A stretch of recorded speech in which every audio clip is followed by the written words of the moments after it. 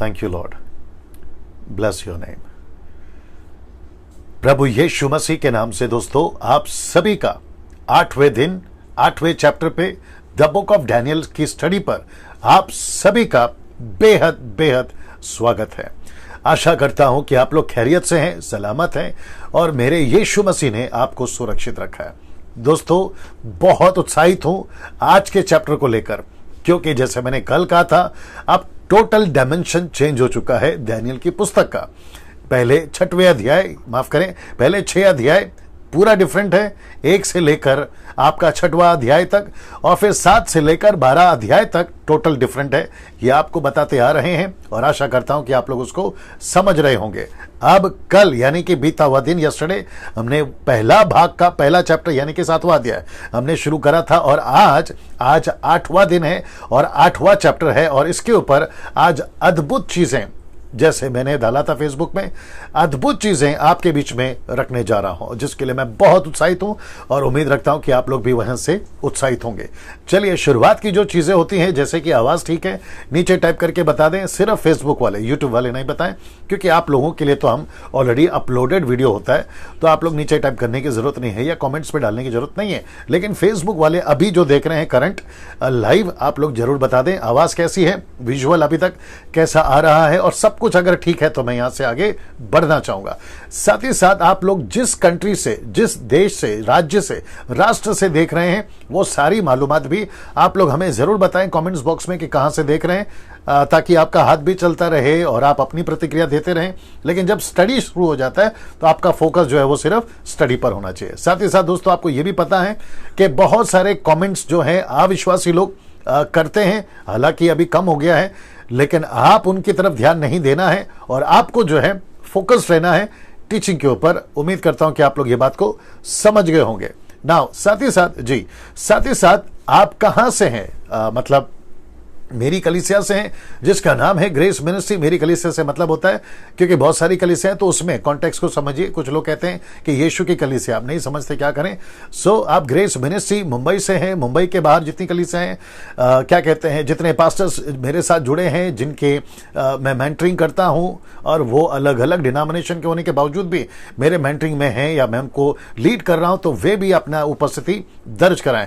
साथ ही साथ दोस्तों आप सभी को पता है कि इन सभी जगहों से लोग मुझे देखते हैं। मुंबई है, पुणे है, नागपुर है, पंजाब है, गुजरात है, कर्नाटक है, आंध्र प्रदेश है, तमिलनाडु है, ओडिशा है, राजस्थान है, हरियाणा है, कोल्हापुर, शोलापुर, छत्तीसगढ़, भोपाल मध्य प्रदेश में ही आता है। लेकिन मध्य प्रदेश में जबलपुर भी है, इटारसी भी है, क्या कहते हैं, होशंगाबाद है, और भी बहुत सारे हैं, क्या कहते हैं, दिमाग में नहीं आ रहा है। झारखंड है, सिलीगुड़ी है, हिमाचल प्रदेश है, जम्मू कश्मीर है, शिमला है, कोलकाता है, आसाम है, बंगाल है, नासिक है, दिल्ली है, गोवा है, नॉर्थ ईस्ट है, उत्तराखंड है, रांची है और उत्तर प्रदेश है। उत्तर प्रदेश में बहुत कुछ आता है, लखनऊ आता है अगर मैं गलत नहीं हूं, बिहार आता है, गया आता है, क्या कहते हैं, मुझे काफी लोग मैसेज कर रहे हैं कि आप ये पर्टिकुलर शहर का भी नाम लीजिए। अब क्या होता है ना भैया, जैसे स्टेट को हम डाल चुके होते हैं या राज्य को, स्टेट को, तो उसमें बहुत सारे सिटीज आते हैं, तो नहीं ले पाऊंगा, बहुत लंबा भी टाइम हो जाता है, ठीक है ना। अदर कंट्रीज यानी कि out of India, Pakistan, Nepal, Sri Lanka, Africa, New Zealand, UK, USA, Israel जो हिंदी भाषा समझते हैं, इटली है, अरब कंट्री है, अरब कंट्री में भी बहुत कुछ है ना। और साथ ही साथ लंदन से लोग मुझे देख रहे हैं, बेल्जियम से, मॉरिशस से, ऑस्ट्रेलिया से, लक्समबर्ग से, फिजी का स्पेलिंग ठीक नहीं था, अब हमने ठीक कर दिया है। और साथ ही साथ सेंटियागो है, कनाडा है, स्वीडन है, हांगकांग है, मलेशिया है और हॉलैंड है। तो इन सभी जगह से देख रहे हैं। अगर और भी कई लोग जो हैं अलग अलग कंट्री से देख रहे हैं, आपका नाम यहां नहीं है, मुझे प्लीज बताएं। अदर कंट्रीज की बात कर रहा हूं, मैं आपको जरूर उस पर ऐड करूंगा ना। दोस्तों आज एक स्लाइड मैंने एक्स्ट्रा बढ़ा दिया है और वह है मसीह मंथन बैठक का, जिसके ये नंबर है, इसका स्क्रीनशॉट ले लीजिएगा आप लोग।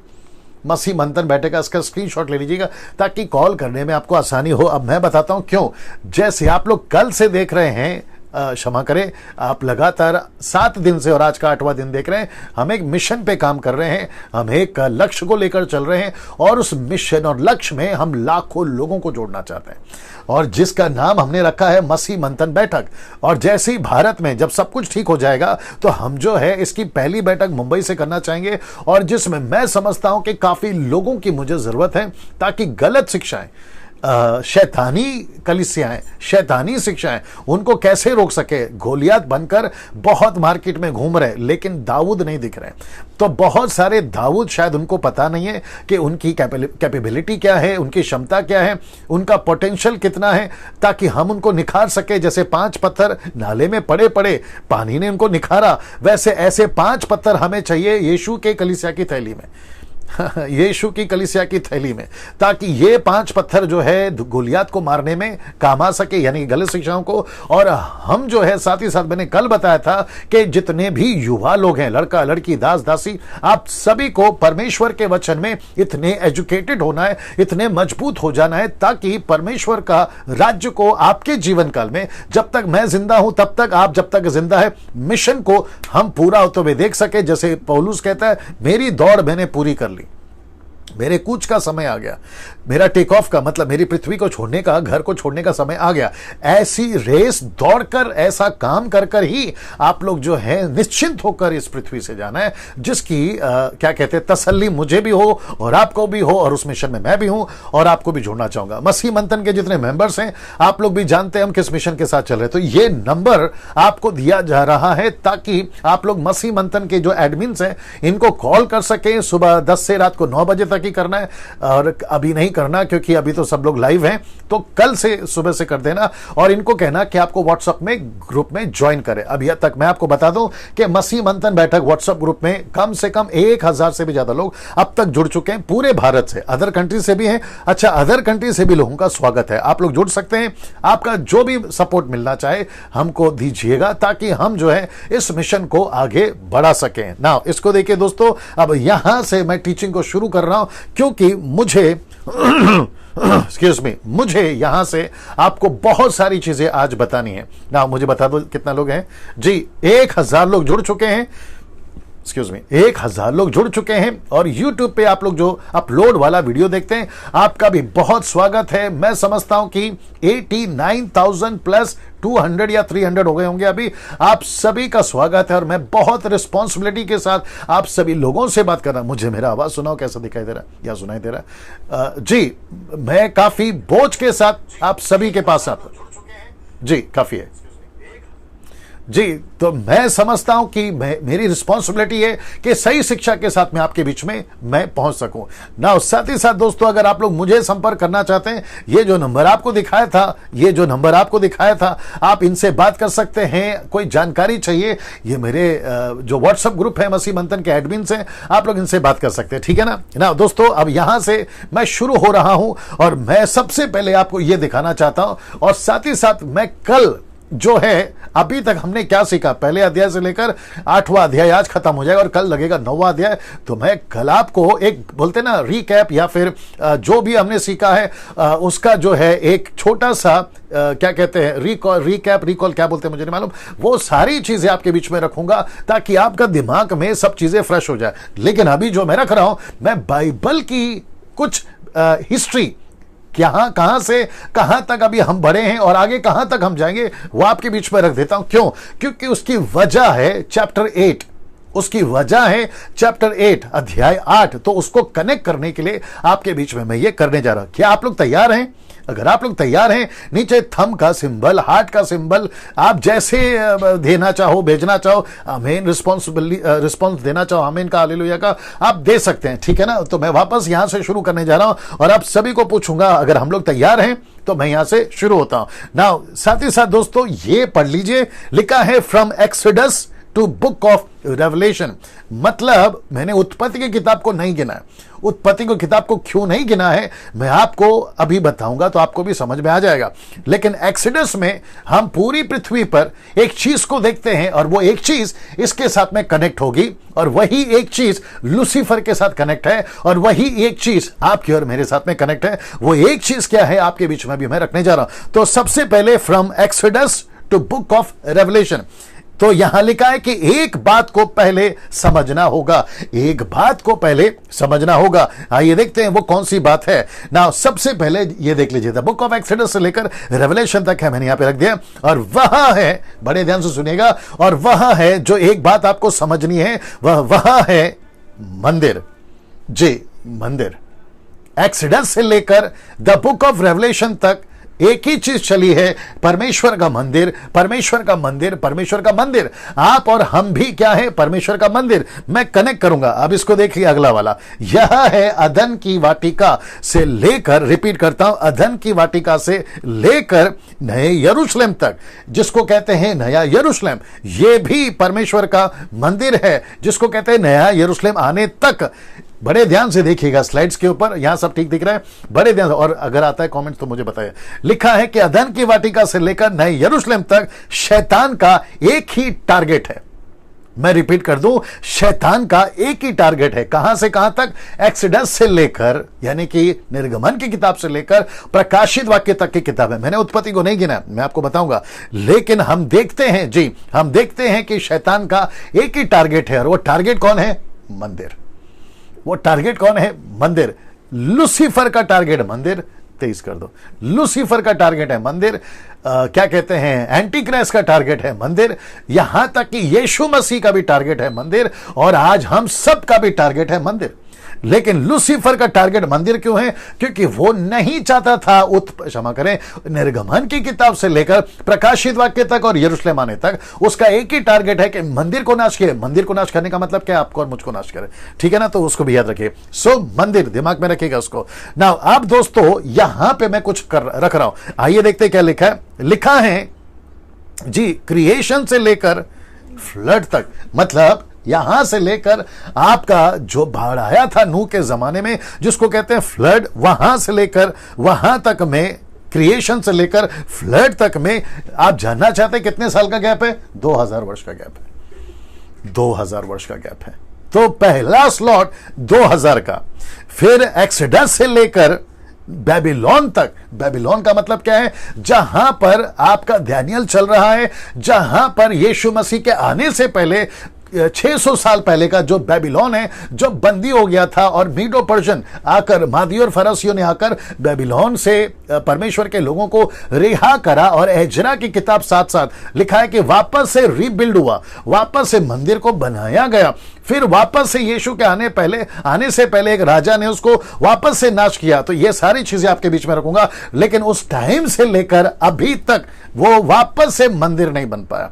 और आप सभी जानते हैं कि यरूशलेम का मंदिर अभी वर्तमान में फिलिस्तीनियों के कब्जे में है, फिलिस्टाइंस के कब्जे में है। ये आप लोग इस बात को जानते हैं, इजराइल के कब्जे में नहीं है ना। वापस आता हूं कि यहां से लेकर क्रिएशन से लेकर फ्लड तक का 2000 साल का गैप है, लेकिन एक्सोडस से लेकर बंदी होने तक, यानी कि बेबीलोन तक में, नबूकदनेस्सर राजा दानियल तक में, वो यहां भी 2000 वर्ष का गैप है। अगर आप समझ गए होंगे, वापस से कह देता हूं, ये चित्र को देख लीजिए। मैं ये सब इसलिए कर रहा हूं ताकि आपको समझा सकूं कि अभी पिक्चर कैसा है आपके बाइबल का। आपको समझना बहुत जरूरी है। जब आप स्टडी ले रहे हैं दानियल की किताब का, आपको पता होना चाहिए कि एक ही टारगेट है, और वो है मंदिर, परमेश्वर का मंदिर। और 8वें चैप्टर से मैं मंदिर को क्यों कनेक्ट कर रहा हूं, और 9वें अध्याय से लेकर भी आगे चलेगा वो मंदिर, और अभी तक भी टारगेट मंदिर ही है, जिसको मैं कलीसिया भी कहूंगा। तो यहां पे भी 2 साल, क्षमा करें 2000 साल, और यहां पे भी 2000 साल ना। अभी इसको देखिए दोस्तों, इजराइलाइट से लेकर जेंटाइल्स तक, देख लीजिएगा, इजराइलाइट से लेकर जेंटाइल्स तक, जिसको कहते हैं इजरायलियों से लेकर अन्य जातियों तक। अब आप इसको देख लीजिए, जिसको कहते हैं 1 AD या पहली सेंचुरी, पहली सदी से अब तक एक ही मिशन है। और वो मिशन क्या है? जो मंदिर से कनेक्टेड है, जो कलीसिया से कनेक्टेड है। मैं रिपीट करता हूं कि इजराइलाइट्स से लेकर जेंटाइल्स तक एक ही मिशन है। मिशन क्या है? सुसमाचार, सुसमाचार, सुसमाचार। इसका मतलब क्या है?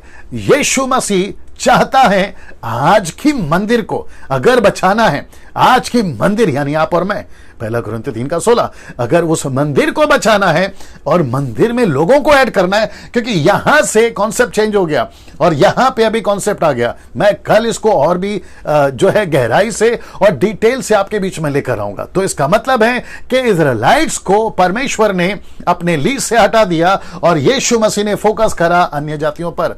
ना मेरे हिंदू भाई, मेरे मुस्लिम भाई और जितने भी अन्य जाति के लोग हैं जो यीशु के फॉलोवर नहीं हैं, मैं कल बता चुका हूं, हम क्रिश्चियंस नहीं हैं, हम क्राइस्ट फॉलोवर्स हैं।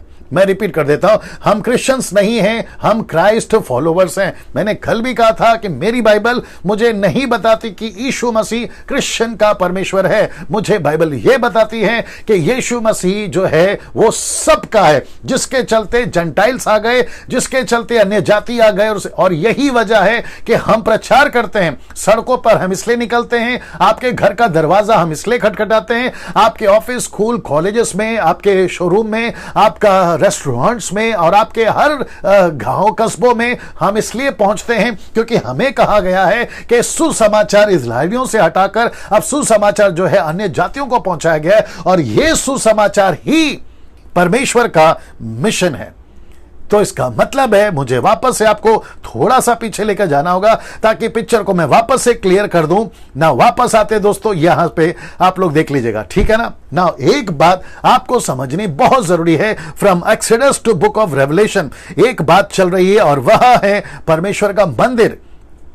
अदन की वाटिका से लेकर आपका नया यरूशलेम तक शैतान का एक ही टारगेट है, और वह है परमेश्वर का मंदिर। आदम को नहीं छोड़ा, आदम को नाश किया, लेकिन उसके बाद परमेश्वर ने निर्गमन की किताब में मूसा को वो मिशन दिया, मंदिर बना, मंदिर बना, मैं रखूंगा। हर चीज को करते करते फिर आपको जो जीवन काल या फिर टाइम पीरियड 6000 साल का अगर वो समझना है तब जाकर मैंने ये रखा है, एक्सक्यूज मी, मैंने ये रखा है जो कि कहता है कि क्रिएशन से लेकर फ्लड तक, यानी कि नूहा तक, आदम से लेकर नूहा तक में 2000 साल का गैप है। फिर एक्सोडस से लेकर बेबीलोन तक यानी दानियल और यीशु के पहली सदी तक, ठीक है ना, एडी आने तक यहां पर 2000 साल का गैप है। और तब आता है आपका यह इजराइलाइट से लेकर आपका जेंटाइल्स तक जो सुसमाचार चल रहा है, यानी कि पहली सदी से लेकर अब तक, और जिसको भी मैं कहूंगा 2000 साल का गैप अभी चल रहा है, हालांकि 2020 साल हो गए। एक ही मिशन है, एक्सक्यूज मी, एक ही मिशन है, और वो मिशन है सुसमाचार। जी दोस्तों, वो मिशन है सुसमाचार। नाउ ये वचन आपके बीच में रख रहा हूं, वचन है रोमियो की किताब उसका 11 का 25, लिखा है कि हे भाइयों, कहीं ऐसा ना हो कि तुम अपने आप को बुद्धिमान समझ लो, इसलिए मैं नहीं चाहता कि तुम उस भेद से अनजान रहो। कौन सा भेद है? अभी आ रहा है, लिखा है भेद है कि जब तक अन्य जातियां पूरी रीति से प्रवेश ना कर ले तब तक इज़राइल का एक भाग ऐसा ही कठोर रहेगा। ये कौन सा एक भाग है जो यहां पर ठुकरा दिया? ये कौन सा एक भाग है? ये इज़राइल। आपको मैं कल बताऊंगा कि परमेश्वर यीशु मसीह ने जब इस पृथ्वी पर जन्म लिया था पहली सदी में एडी में यहां पर, वहां से लेकर स्टीफन तक जिसको पत्थर मार दिया गया, वहां से कलीसिया तितर बितर हो गई। वचन अध्याय 8 अगर आप पढ़ते हो 1 से लेकर, लिखा है कलीसिया तितर बितर हो गई, और वो कलीसिया तितर बितर होती चली गई 3री सेंचुरी तक, जब तक कि रोम का एम्परायर जिसका नाम है कॉन्स्टेंटाइन, वो जब तक नहीं आया 3rd सेंचुरी में, तब तक कलीसिया बिखरती गई। बिगड़ने से मतलब है फैलती चली गई, कलीसिया को सताया गया। और मैं समझता हूं कि जब कॉन्स्टेंटाइन को मन परिवर्तन हुआ, उसको यीशु का एहसास हुआ, कल इसको और भी जोड़ दूंगा, आज थोड़ा सा बता देता हूं क्योंकि यह समझाना है, उसने क्रिश्चियनिटी को लीगलाइज कर दिया। उसने कहा कि क्रिश्चियन धर्म, क्रिश्चियनिटी, याद रखो कॉन्स्टेंटाइन का है ये पूरा डेटा या पूरी हिस्ट्री, आप जाइए गूगल में और आप टाइप कर लीजिएगा और आपको पूरा डेटा मिल जाएगा, ठीक है ना। सो मैं वापस कहता हूं कि 3री सदी में कॉन्स्टेंटाइन ने क्रिश्चियनिटी को लीगलाइज कर दिया, लेकिन वहां एक गड़बड़ हो गई, मैं जिसको कल भी बोलूंगा। गड़बड़ यह हो गई कि जो सुसमाचार था उसमें धर्म आ गया। बाप रे, जो सुसमाचार था उसमें धर्म आ गया, जो सुसमाचार था उसमें क्रिश्चियन रिलीजन आ गया, और इसका करता धरता कौन है? कॉन्स्टेंटाइन। फिर कॉन्स्टेंटाइन के बाद में जो पोप बने कैथलिक में, रोम होली सिटी मैंने कल कहा था, और वो अभी तक चल रहा है। उसके चलते रोम जो है ये बन गया, होली सिटी बन गया, और वहां पर कैथलिक्स वालों ने वहां पर डिक्लेयर कर दिया कि जैसे हिंदू एक धर्म है, मुस्लिम एक धर्म है, बुद्ध एक धर्म है, और न जाने कितने धर्म हैं, वैसे क्रिश्चियन का भी एक धर्म है। जब अंबेडकर साहब भारत के कॉन्स्टिट्यूशन को लिख रहे थे, जिसको हिंदी में संविधान कहते हैं, तो उसने 4 धर्म को जोड़ा, हिंदू, मुस्लिम, सिख, ईसाई, और उसके अलावा और भी धर्म है, बुद्धिस्ट है, पारसी है, और न जाने क्या 7 मेजर रिलीजन्स है, उन सबको जोड़ा है उन्होंने, ठीक है ना। लेकिन क्रिश्चियन धर्म हम नहीं मानते, वाह वापस कह देता हूं कि डैनियल राज क्रिश्चियन धर्म को नहीं मानता। मैं ये मानता हूं हम क्रिश्चियंस नहीं हैं, हम क्राइस्ट फॉलोवर्स हैं। क्रिश्चियन का शब्द, क्रिश्चियनिटी का शब्द, क्रिश्चियन रिलीजन जो है ये 3rd सेंचुरी में आया था कॉन्स्टेंटाइन के द्वारा। आप जितने क्राइस्ट फॉलोवर्स हैं, आप जितने मुझे देख रहे हैं, आपका जो दिमाग है वो अभी चकरा गया होगा। तो जितनी भी बड़ी बड़ी ऑर्गेनाइजेशंस है वहां तक अगर ये वीडियो पहुंचती है उनका भी दिमाग चकराया होगा कि डैनियल भाई ये क्या बोल दिया। मैं बिल्कुल सच कह रहा हूं सर, जब पहली सदी में आया था यीशु मसीह ने क्रिश्चियन धर्म का प्रचार नहीं किया। आप मुझे साबित करके बता दीजिए, कोई भी तुर्रम खान, आप मुझे साबित करके बता दीजिए, मैं फेसबुक पे यूट्यूब पे आना छोड़ दूंगा। साथ ही साथ पतरस ने क्रिश्चियन धर्म का प्रचार नहीं किया, पौलुस ने क्रिश्चियन धर्म का प्रचार नहीं किया, पतरस और यूहन्ना ने क्रिश्चियन का प्रचार नहीं किया, ना ही किसी भी प्रभु के दासों ने पहली सदी में। उन्होंने सिर्फ और सिर्फ परमेश्वर के राज्य का प्रचार किया। जॉन द बैप्टिस्ट ने भी कहा परमेश्वर का राज्य निकट आ गया। यीशु मसीह ने भी कहा परमेश्वर का राज्य निकट आ गया, मत्ती 4:17।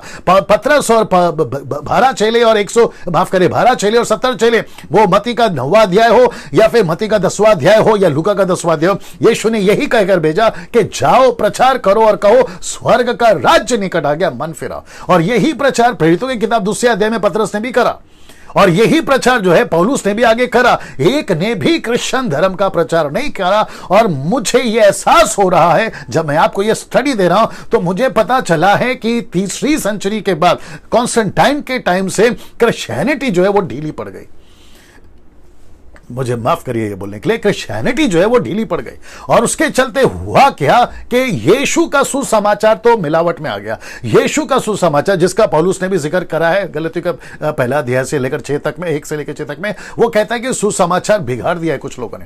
तो वैसे तब हुआ था वैसे अब हो रहा है। और आपको पता है कि आज 90%, बहुत ध्यान से सुनिए, आज 90% क्रिश्चियंस रिलैक्स हो गए। आज 90% क्रिश्चियन ऐसा लेकर चल रहे, एक एजेंडा लेकर चल रहे हैं कि हम क्रिश्चियंस हैं, हम रिलीजन्स वाले, हम धर्म वाले, हम क्रिश्चियन धर्म वाले, हमारा ये राइट्स है, हमारा वो राइट्स है। लेकिन मुझे नहीं पता ये बात वो क्यों नहीं समझते हैं कि पहली सदी में ऐसा कोई राइट्स को लेकर नहीं चलते थे। प्रेज गॉड की आज आजादी है, मैं उसके खिलाफ नहीं हूं। प्रेज गॉड क्या चर्च बनाने की आजादी है, मैं उसके खिलाफ नहीं हूं। आज सोशल मीडिया पे हम अपनी बात को रख सकते हैं, उसकी आजादी है, मैं उसके खिलाफ नहीं हूं। लेकिन ये क्यों भूल जाते हो कि सुसमाचार को फैलाने में आपको ढीला नहीं पड़ना है, क्योंकि सुसमाचार ही पर सब कुछ टिका हुआ है।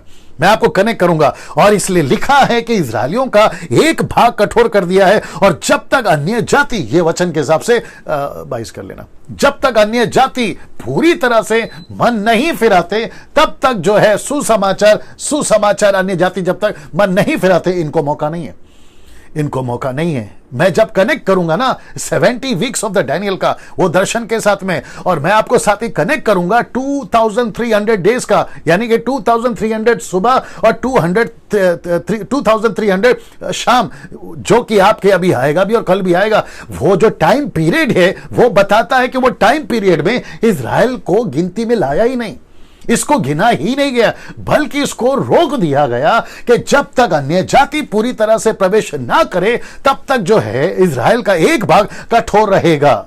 एक भाग, वहां सब ठीक है कमेंट्स बॉक्स में, एक भाग कठोर रहेगा ना। दोस्तों आपको समझना बहुत जरूरी है कि आज चैप्टर 8 है जिसमें मैं बात करने जा रहा हूं एंटी क्राइस्ट की। मैं इतना लंबा इसको अभी क्यों खींच रहा हूं, क्योंकि आप ये जब तक नहीं समझोगे आप उसके आगे की बात को नहीं समझोगे। आशा करता हूं कि आप लोग समझ गए ना। क्या सुसमाचार के लिए अंत को रोका है? मैं रिपीट कर दूं, क्या सुसमाचार के लिए अंत को रोका है? मतलब आपका जो एंड है, कुछ लोग प्रचार करते हैं, मैं नाम तो खैर ले रहा नहीं हूं, लेकिन यूट्यूब पे इसकी भरमार हो गई है।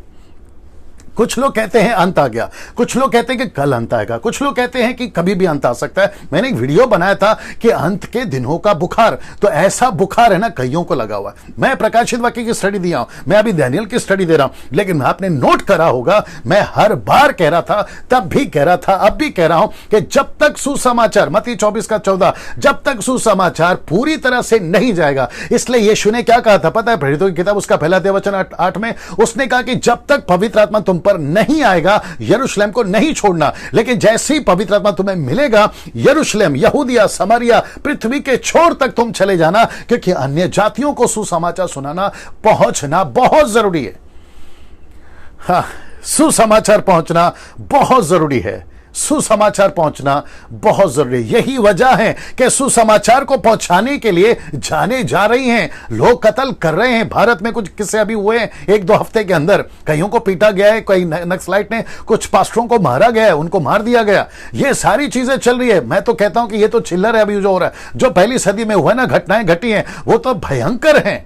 अगर हम उसकी तुलना करें आज की तारीख में, वो भयंकर हैं। और मैं समझता हूं कि कल मैंने कहा था, परसों भी मैंने कहा था कि मसीहों को एक चीज आपके दिमाग से, जहन से निकालना है, और वह है डरपोकपन, कावर्डनेस, घबराहट, डर, ये निकालना है। मैं आप सभी मसीहों को कहना चाहता हूं, जहां जहां से भी देख रहे हैं, यीशु मसीह के नाम से मैं अभी आपसे कहता हूं कि यीशु मसीह के नाम से तुम्हारे अंदर से सुसमाचार के लिए जो डर पनपा है ना, जो कुछ लोगों ने डाला है, वो निकल जाए, वो निकल जाए। मैं वापस पढ़ देता हूं क्या लिखा है। क्या सुसमाचार के लिए अंत को रोका है? तो जवाब है, क्वेश्चन मार्क रखा है। क्या जवाब, क्या जानना चाहोगे? जवाब है जी हां। इस प्रार्थना को और इस स्टेटमेंट को जो मैं भी रखने जा रहा हूं, वो मत्ती के 24:22 में लिखा है, यदि वे दिन घटाए ना जाते। कौन से दिन ना घटाए जाते? लिखा है अंत को आने में, एंटी क्राइस्ट को प्रकट होने में, लूसीफर को प्रकट होने में अगर वो दिन घटाए ना जाते, जरा देख लीजिए, तो कोई प्राणी ना बचता। तो कोई प्राणी ना बचता, मतलब एक भी आत्मा नहीं बचती, क्योंकि लूसीफर और एंटी क्राइस्ट और अंधकार की ताकतें इतनी मजबूत और इतने कठोर और इतने गुस्से के साथ में पृथ्वी पे काम कर रहे हैं, जिसका झलक मत्ती लूका की किताब उसका 10वां अध्याय वचन 17, 18, 19 में देखते हैं कि यीशु मसीह ने कहा, मैं बिजली की नाई लूसीफर को गिरता हुआ देख रहा था। वो गुस्सा है उसका, लूसीफर का, और लूसीफर आज भी गुस्से में है। जीसस क्राइस्ट, क्या करूं थोड़ा सा ट्रैक से हटना पड़ेगा। लूसीफर ने मत्ती 13:25 में लिखा है कि जब खेत का स्वामी सो गया तो उसने कई जंगली बीज बो दिए।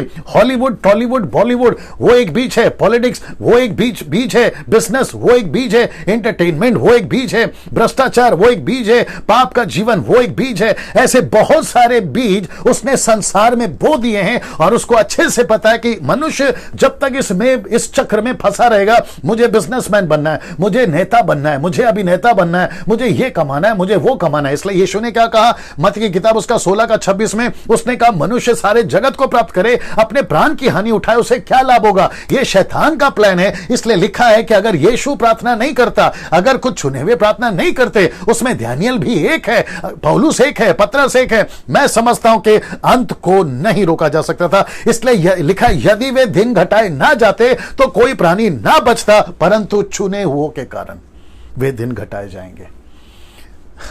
ये चुने हुए के कारण दिन घटाए जाएंगे। ये प्रेजेंट फ्यूचर को बताता है, ये आगे वाले जीवन को बताता है जहां अभी हम जी रहे हैं।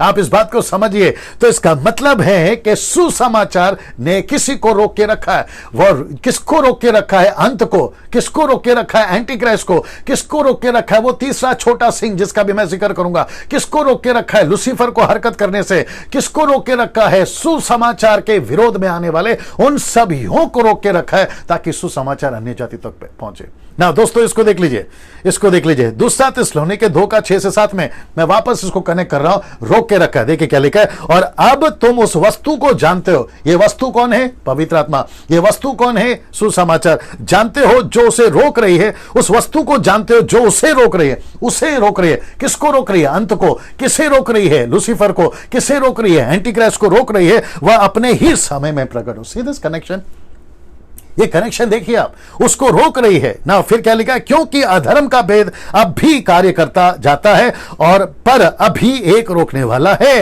एक रोकने वाला सुसमाचार है, एक रोकने वाला पवित्र आत्मा है। जब तक वह दूर ना हो जाए वह रोके रहेगा। क्या दूर ना हो जाए? तब जब तक अन्य जाति पूरी तरह से यीशु मसीह में ना आ जाए। वो आखिरी व्यक्ति कौन है मुझे नहीं मालूम। वो इंडोनेशियन है, वो अफ्रीका का है, अमेरिका का है, जापानीज कंट्री का है, अपने भारत का है। वो एक व्यक्ति कौन है, और वो एक व्यक्ति कौन से युग में, माफ करे, कौन सी पीढ़ी में आएगा नहीं पता। आज चल रही है 21वीं सदी, उसके बाद में आएगी 22वीं पीढ़ी। इसी के चलते मेरा फोकस क्या है पता है? ग्रेस मिनिस्ट्री के लोग, आप लोग भी सुनिए जो मेरी कलीसिया के लोग हैं, और साथ ही साथ मसीह मंथन के बैठक के लोग आप भी सुनिए। यही वजह है कि मैं बार बार कह रहा हूं कि सुसमाचार के लिए हमें लोगों को तैयार करना है। यीशु का राज्य फैले उसके लिए हमें तैयार करना है। मत्ती 28-18 नहीं बोलना, जहां पे लिखा है कि चेला बनाओ, कलीसियाओं की स्थापना करो, जातियों में जाओ। लिखा है कि उनके जातियों में, उनकी भाषा में चेले बनाओ। मिशनरीज को भेजो, यीशु का कार्य को करो, और इसको करने में कोई मायके लाल रोक नहीं सकता। मार सकते हैं, रोक नहीं सकता, हमको हटा सकते हैं, रोक नहीं सकता, पास्टर को जला सकते हो, चर्च को जला सकते हो, बाइबल को फाड़ सकते हो, आप जो है हमें रोकने के लिए बिल पास कर सकते हो, लेकिन किसी मायके लाल में दम नहीं है कि परमेश्वर की सामर्थ को आके रोक के बताए। नहीं रोक सकते सर, इतिहास गवाह है, अच्छे अच्छे खत्म हो गए।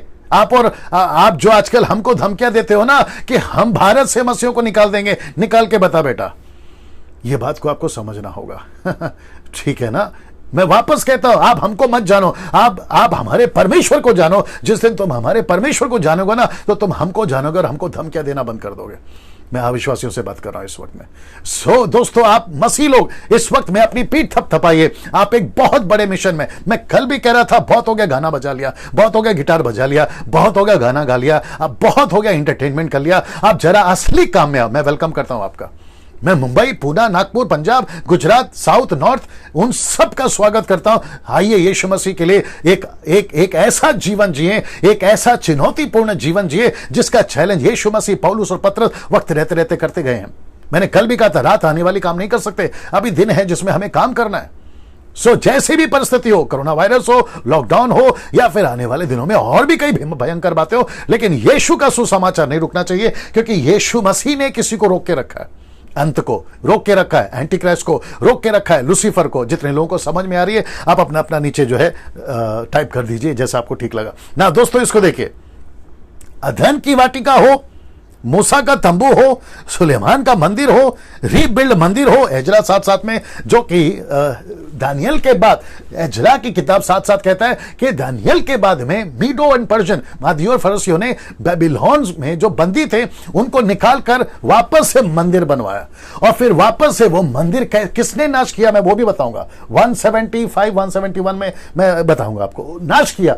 फिर वापस से जो नाश हुआ है, उसके बाद से लेकर अब तक वो मंदिर वापस नहीं बना, वो मंदिर वापस नहीं आया, और इजराइल को परमेश्वर ने वापस नहीं किया। यीशु ने कहा है कि तुम राजमिस्त्रियों ने जिस पत्थर को तुच्छ जाना, उसी पत्थर को यीशु मसीह परमेश्वर यहोवा ने खोने का सिरा बना। सुसमाचार यीशु मसीह। कनेक्ट करूंगा। या फिर आज की कलीसिया हो, तो इसका मतलब क्या है? लूसीफर तब से लेकर अब तक, अदन की वाटिका हो, मूसा का तंबू हो, रीबिल्ड मंदिर हो एजरा साथ साथ का, या फिर आज की कलीसिया, शैतान का एक ही काम है, कैसे भी करके रोको, कैसे भी करके खत्म करो। मंदिर मंदिर मंदिर मंदिर कैसे बनेगा? सुसमाचार।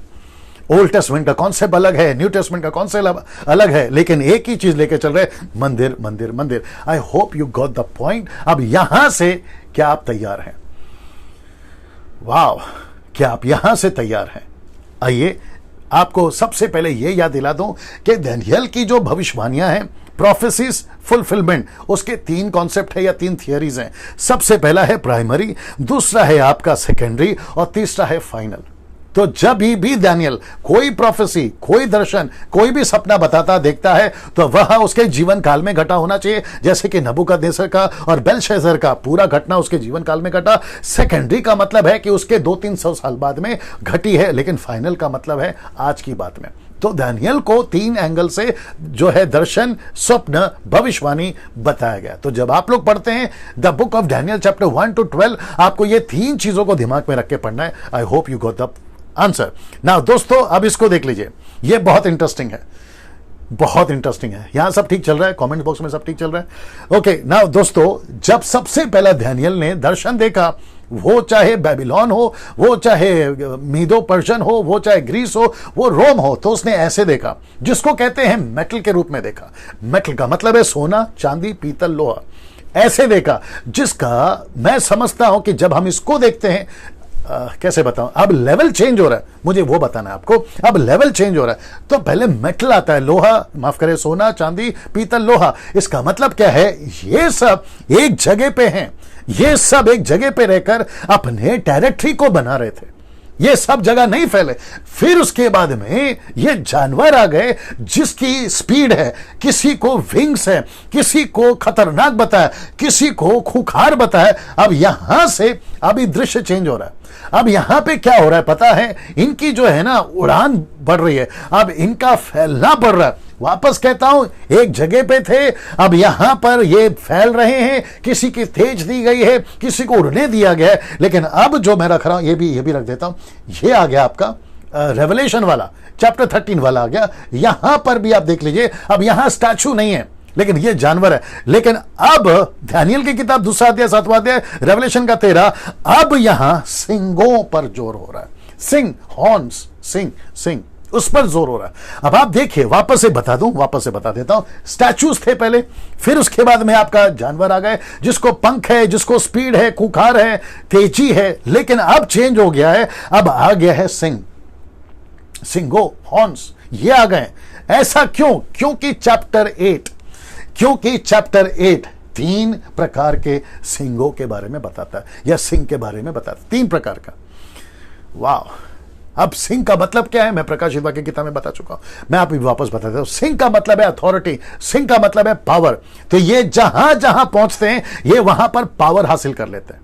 पहला क्या था? स्टैचू, फिर क्या आ गया? एनिमल्स, अभी क्या आ गया? हॉर्न का मतलब है पावर। सोच के देखिए, ये हॉर्न, ये सिंह जब अपने इलाके में, वो कहीं पे भी हो, ये जहां जहां पहुंचते हैं, ये अपना पावर ले लेते हैं। किसी भी कंट्री, किसी भी बॉर्डर, कहीं पे भी पहुंच जाए, इनका पावर आ जाता है। लेवल चेंज हो गया, और ये लास्ट है। मतलब सिंह के बाद में अभी कुछ नहीं है, इन सब का सिंह टूटने वाला है। मैं कनेक्ट करूंगा ना दोस्तों। साथ ही साथ ये भी देख लीजिए, ये आ गया 2 सिंह, अब रख रहा हूं तीसरा सिंह, ये है तीसरा सिंह, ये देख लीजिए। और ये है एंटी क्राइस्ट। ये दोनों कौन है मैं कनेक्ट करूंगा आपको, लेकिन ये है एंटी क्राइस्ट। ये देखो तीसरा सिंह। अब यहां स्टैचू नहीं दिख रहा दानियल को, अब यहां पे कुछ भी नहीं दिख रहा। अब यहां पे क्या दिख रहा है? सिंह दिख रहा है। अब दानियल का प्रोफेसी और रेवलेशन की 13वीं अध्याय की प्रोफेसी बहुत मिलती जुलती है, क्योंकि दानियल की प्रोफेसी में लास्ट में सिंह को प्रमोट किया गया, उस पर जोर दिया गया। और जॉन ने भी कहा है कि उसको सिंह है, 10 सिंह है, सिंह, छोटा सिंह, ये आ रहा है बार बार प्रकाशित वाक्य की पुस्तक में भी। तो इसका मतलब है कि लास्ट है सिंह, जिसको बताते हैं अथॉरिटी। तो इनका सत्ता, वो चाहे पॉलिटिकल लीडर हो या फिर रिलीजियस लीडर हो, इन सब का पावर बढ़ने वाला। अब स्टैचू एक जगह पे नहीं रहेगा, अब ये पंख लगाकर और खूंखार की स्पीड में नहीं रहेंगे, ये जहां पहुंचेंगे इनका सत्ता है, इनका पावर है। ये आपको समझाना चाह रहा था ना। इसको देख लीजिए, इसको देख लीजिए। आप सभी जानते हैं कि ये क्या है, आप सभी जानते हैं कि ये क्या है, और आपको तो मैं ये आज बताने पर हूं ना। जहां जहां मैंने एरो किया है आपको समझाने के लिए, मादी, फरासी, मीडो पर्शियन, ये हो गया। और साथ ही साथ में यूनान, मैं आपको बताऊंगा ग्रीस। ना आपको पता है बेबीलोन है, आपका मीडो पर्शियन है, और आपका ग्रीस है, और ये आपका रोम है। और यही आपका सोने का सिर बेबीलोन है, ये आपका ग्रीस है, माफ करें मीडो पर्शियन है, ये आपका ग्रीस है, और ये है आपका रोम। आपको ये सारी चीजें बताई थी। अब ये 2 बकरे और फिर वो तीसरा बकरा, माफ करें 2 बकरे, 2 प्रकार का सिंह और तीसरा सिंह, आपको अभी मैं आज बताने पर हूं। ये दोनों कौन है? आपने पिक्चर देख लिया, नाम भी बता दिया। अब इसकी खुलासा दे देता हूं। मैंने सिर्फ ये फोटो रखा है, ये फोटो वापस आएगा। और आप सभी जानते हैं ये फोटो कौन है? अलेक्जेंडर द ग्रेट, बादशाह सिकंदर, इसका कनेक्शन है। नाउ 2 अध्याय, 7वां अध्याय, 8वां अध्याय, जितने भी चित्र आपने देखे या जितने भी सिंबल आपने देखे, ये सब एक ही है, ये सब एक ही है। सो फर्क इतना है कि परमेश्वर चेंज कर रहा है दर्शन को, अपोक्लिप्टिक को, यानी कि चिन्हों को, लेकिन उसका निचोड़ और उसका अर्थ सब एक ही है। सोना क्या है? बेबीलोन। लायन क्या है? बेबीलोन। आपको मैं ये बताते चला रहा हूं, ठीक है ना।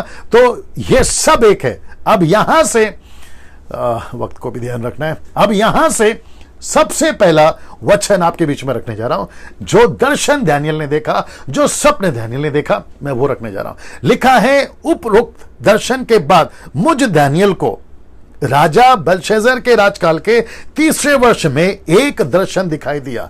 तो कौन से जीवन काल में? बेलशस्सर आपको बता चुका हूं कि नबूकदनेस्सर का पोता। इसकी घटना कहां पर है मैं आपको यह भी बता चुका हूं 5वें अध्याय में, ठीक है ना। बेलशस्सर के राज्यकाल में इसको एक दर्शन दिखाई दिया। आइए देखते हैं वचन 2। मैंने दर्शन में यह देखा। क्या देखा?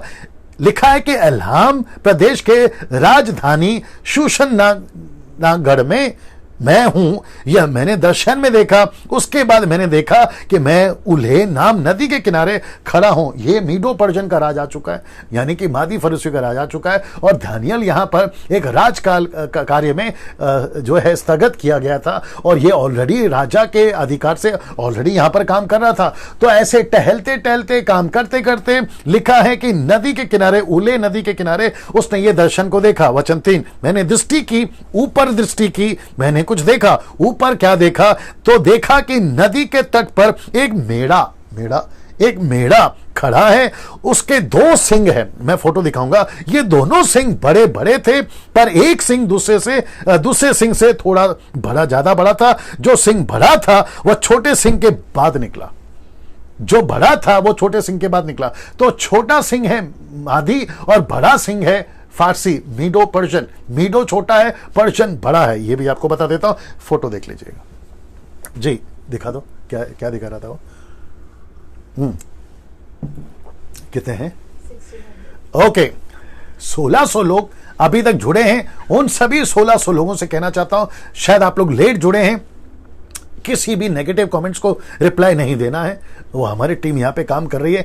और साथ ही साथ मसीह मंथन बैठक व्हाट्सएप ग्रुप ज्वाइन कर लीजिए। उसका नंबर मैं पहले दिखा चुका हूं, आप लोग जाकर लास्ट में उसको देख लेना जब अपलोड हो जाएगा। और साथ ही साथ मेरे चैनल को, डैनियल राज के चैनल को यूट्यूब पे जाइए, सब्सक्राइब कर लिए। आपको भी पैसे नहीं लगेंगे, और मैं तो खैर पैसे नहीं कमाता।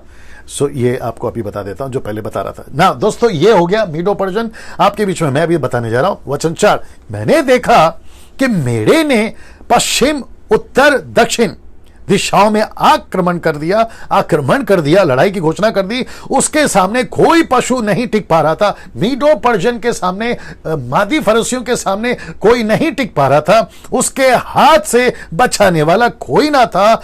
उसने मनमाना व्यवहार किया और स्वयं को खूब उन्नति करा।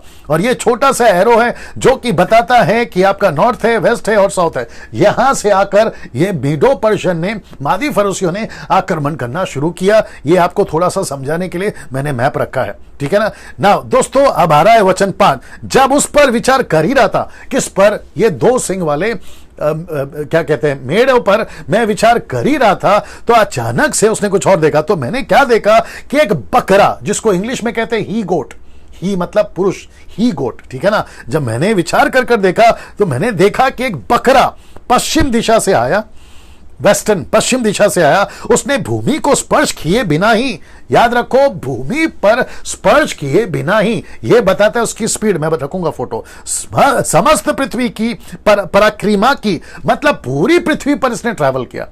मैं बताऊंगा कौन है वो, ठीक है ना। फिर लिखा है कि और उसके पश्चात वह मेढ़ के समीप आया, और लिखा है कि बकरे की दोनों आंखों के मध्य एक विचित्र सिंह था।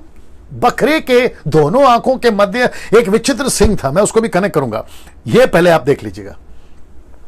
ये है ही गोट, जिसको एक ही सिंह है। ये है दानियल, और ये है वो एक बकरा, ही गोट जिसको कहते हैं, जिसको एक ही सिंह है। अब इसको देखिए, लिखा है कि बिना पैर छुए, मतलब धरती पे बिना पैर रखे, इसकी रफ्तार और इसकी स्पीड सब ठीक है। वहां पे इसकी स्पीड देख लीजिए। ये कौन है मैं कनेक्ट करूंगा आपको, ठीक है ना। हालांकि कुछ लोग समझ भी गए होंगे। वचन 6, जिसे 2 सिंह वाले मेढ़े को मैंने नदी तट पर खड़े देखा था, उसकी ओर यह बकरा क्रोध में भरकर दौड़ा। ये फोटो दिखा देते हैं, ये देख लीजिए। ये है दानियल, ये है मीडो पर्शियन, आपका ये है सिकंदर, और आप देख सकते हैं। और मैं फोटो अभी आपको बताऊंगा ना। वचन 7 बता देता हूं। मैंने देखा कि वह मेढ़े के एकदम पास पहुंच गया, और उसके प्रति वह क्रोध से उबल रहा था। मतलब उसने गुस्से में, बादशाह सिकंदर की बात कर रहा हूं, उसको मारना था, नाश करना था। वह उस पर टूट पड़ा और उसने उसके दोनों सिंह तोड़ डाले, मतलब राज्य को खत्म कर दिया। मीडो पर्शियन का राज्य उसने खत्म कर दिया। अब इसको देखिए, मेढ़े में इतना बल नहीं रहा कि वह बकरे का सामना कर सके। सेनापति, सेना सब खत्म हो गए, उसकी प्रॉपर्टी खत्म हो गई होगी। ऐसे करते हुए कहा कि अब उसमें कोई ताकत नहीं रही, ये उसको बताता है। बकरे ने मेढ़े को भूमि पर पटक दिया। फिर लिखा है कि उसको अपने खुरों से रौंद डाला।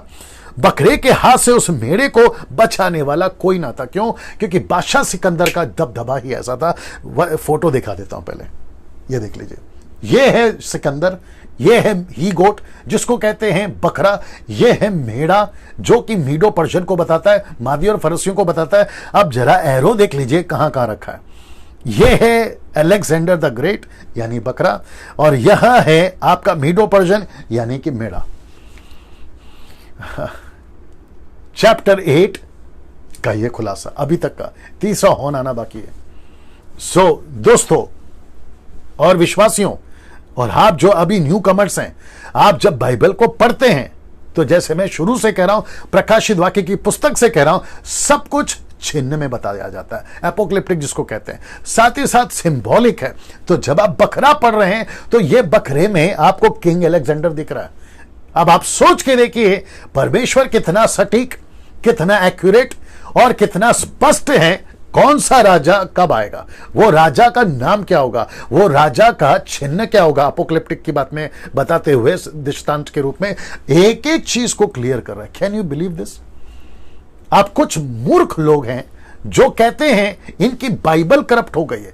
मूर्ख लोग कहते हैं, क्या करूं उन लोगों का वो कहते हैं इनका इनका इनका सब झूठ है। वाह रे वाह, हाँ, इनका सब झूठ है, तुम्हारा अकेले का सच्चा है। मैं वापस कह रहा हूं, कल भी कहा था तुम्हारे में नहीं घुस रहा हूं। अगर जिस दिन तुम्हारे में घुसना शुरू करूंगा ना तो फिर तुम जवाब देने के लायक नहीं रहोगे। आप मेरे साथ में समझो इस बात को। पहला वापस आता हूं अपने मसीह भाइयों के पास में।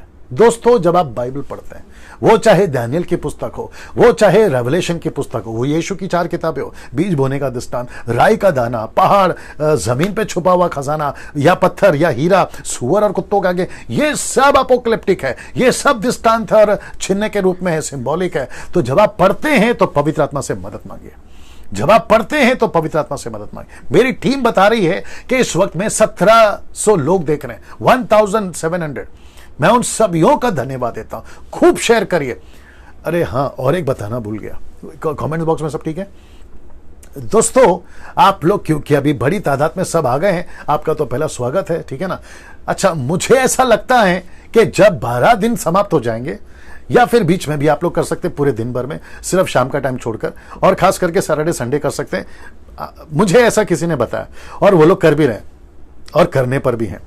वो कह रहे हैं जी, वो कह रहे हैं कि पास्टर डैनियल, आपकी वीडियो जो YouTube पे अपलोड है उसको हम डाउनलोड कर रहे हैं, और हम गांव-गांव, जहां जहां कलीसिया और जहां जहां विश्वासी है, टीवी पे सेट करके उनको बिठाकर, जो भी जितने भी लोग हैं, उनको आपकी टीचिंग देने पर हैं और दे रहे हैं।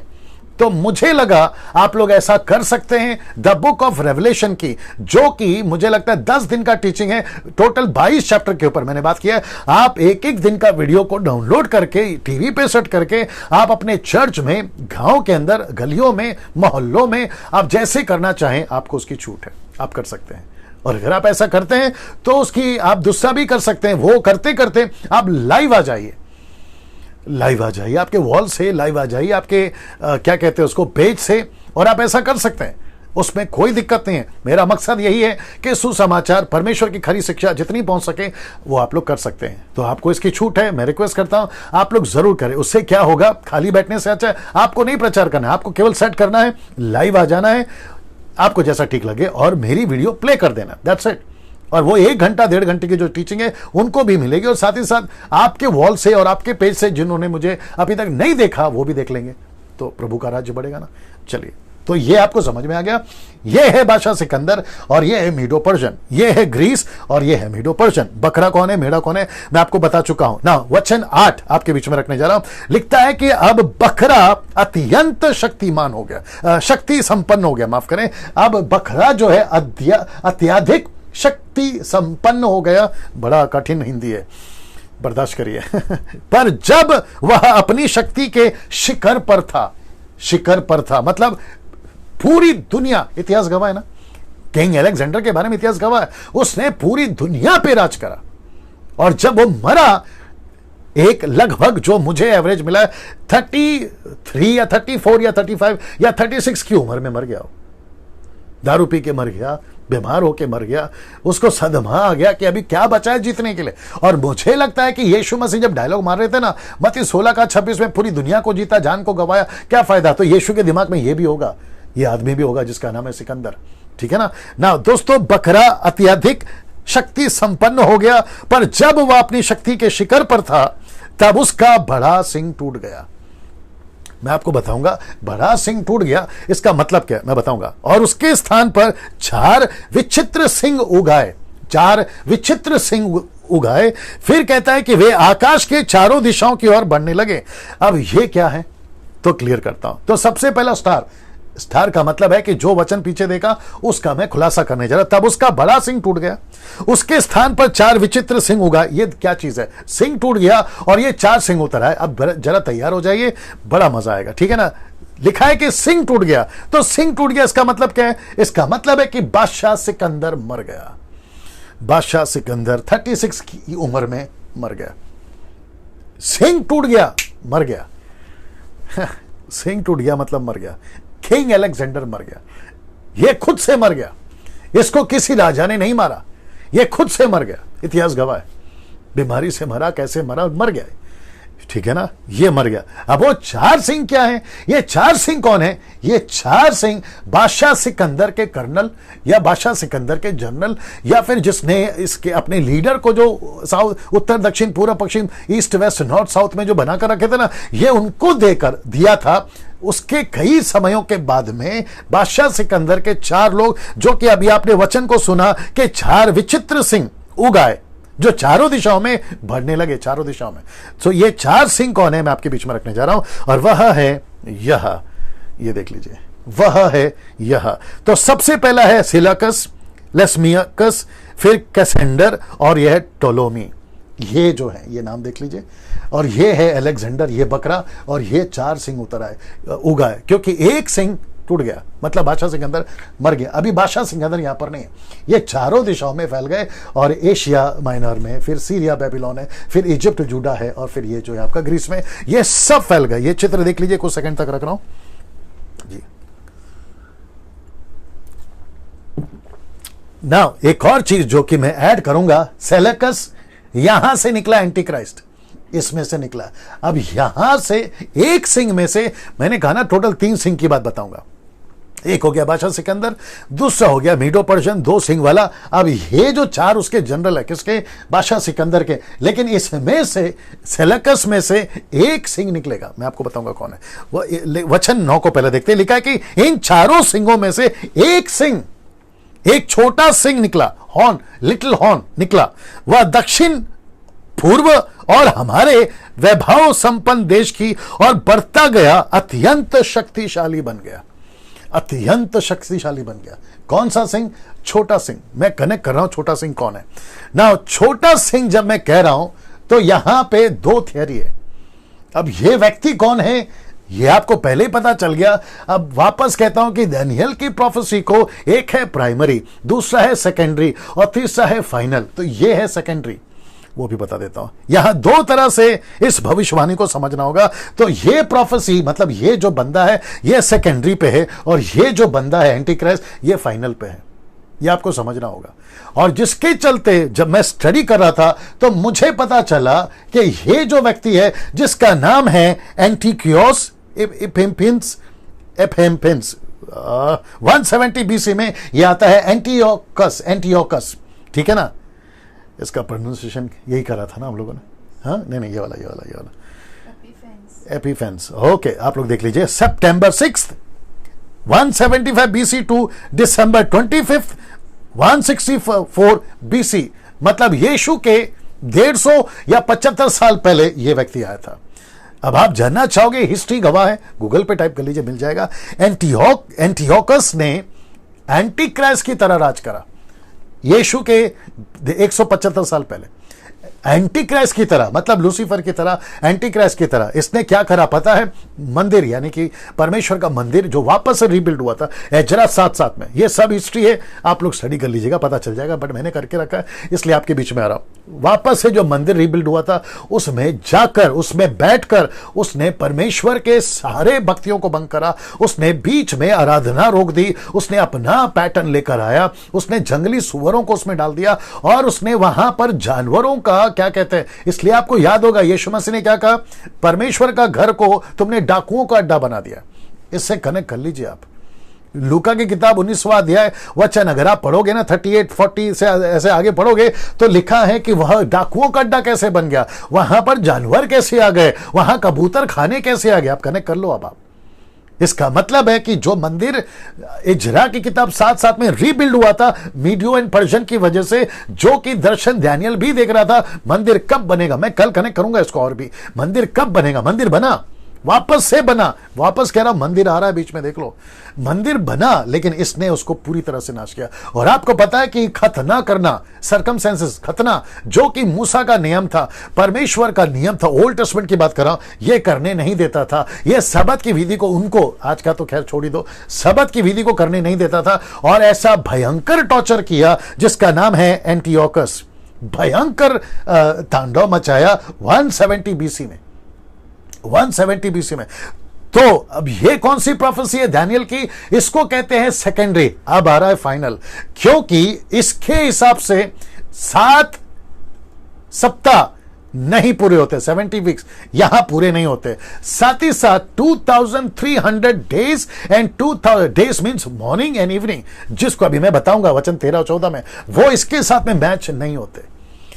अब जो स्कॉलर्स हैं बाइबल के, जो जानते हैं, पीएचडी करके रखा है, वो मेरे साथ सहमत होंगे कि मैं क्या बात कर रहा हूं। अब आप लोग जो अभी सीख रहे हैं, मैं आपको अंडर एस्टिमेट नहीं कर रहा हूं, प्लीज बुरा मत मानिए, बट वापस कहूंगा किसी को, बैठो परमेश्वर के वचन के साथ में बैठो, कौन कब आया, कौन क्यों आया, कौन कहां है, कौन क्या है, ये सारी बातों को आपको जानना भी बहुत जरूरी है। तेल पानी के चक्कर से बाहर निकलिए, ब्लेसिंग और आशीष के चक्कर से बाहर निकलिए, वर्शिप के इंटरटेनमेंट के प्रोग्राम से बाहर निकलिए, जरा वचन में रूटेड हो जाइए। मैं कोई यही कोशिश कर रहा हूं, मैं वही कोशिश कर रहा हूं, ठीक है ना।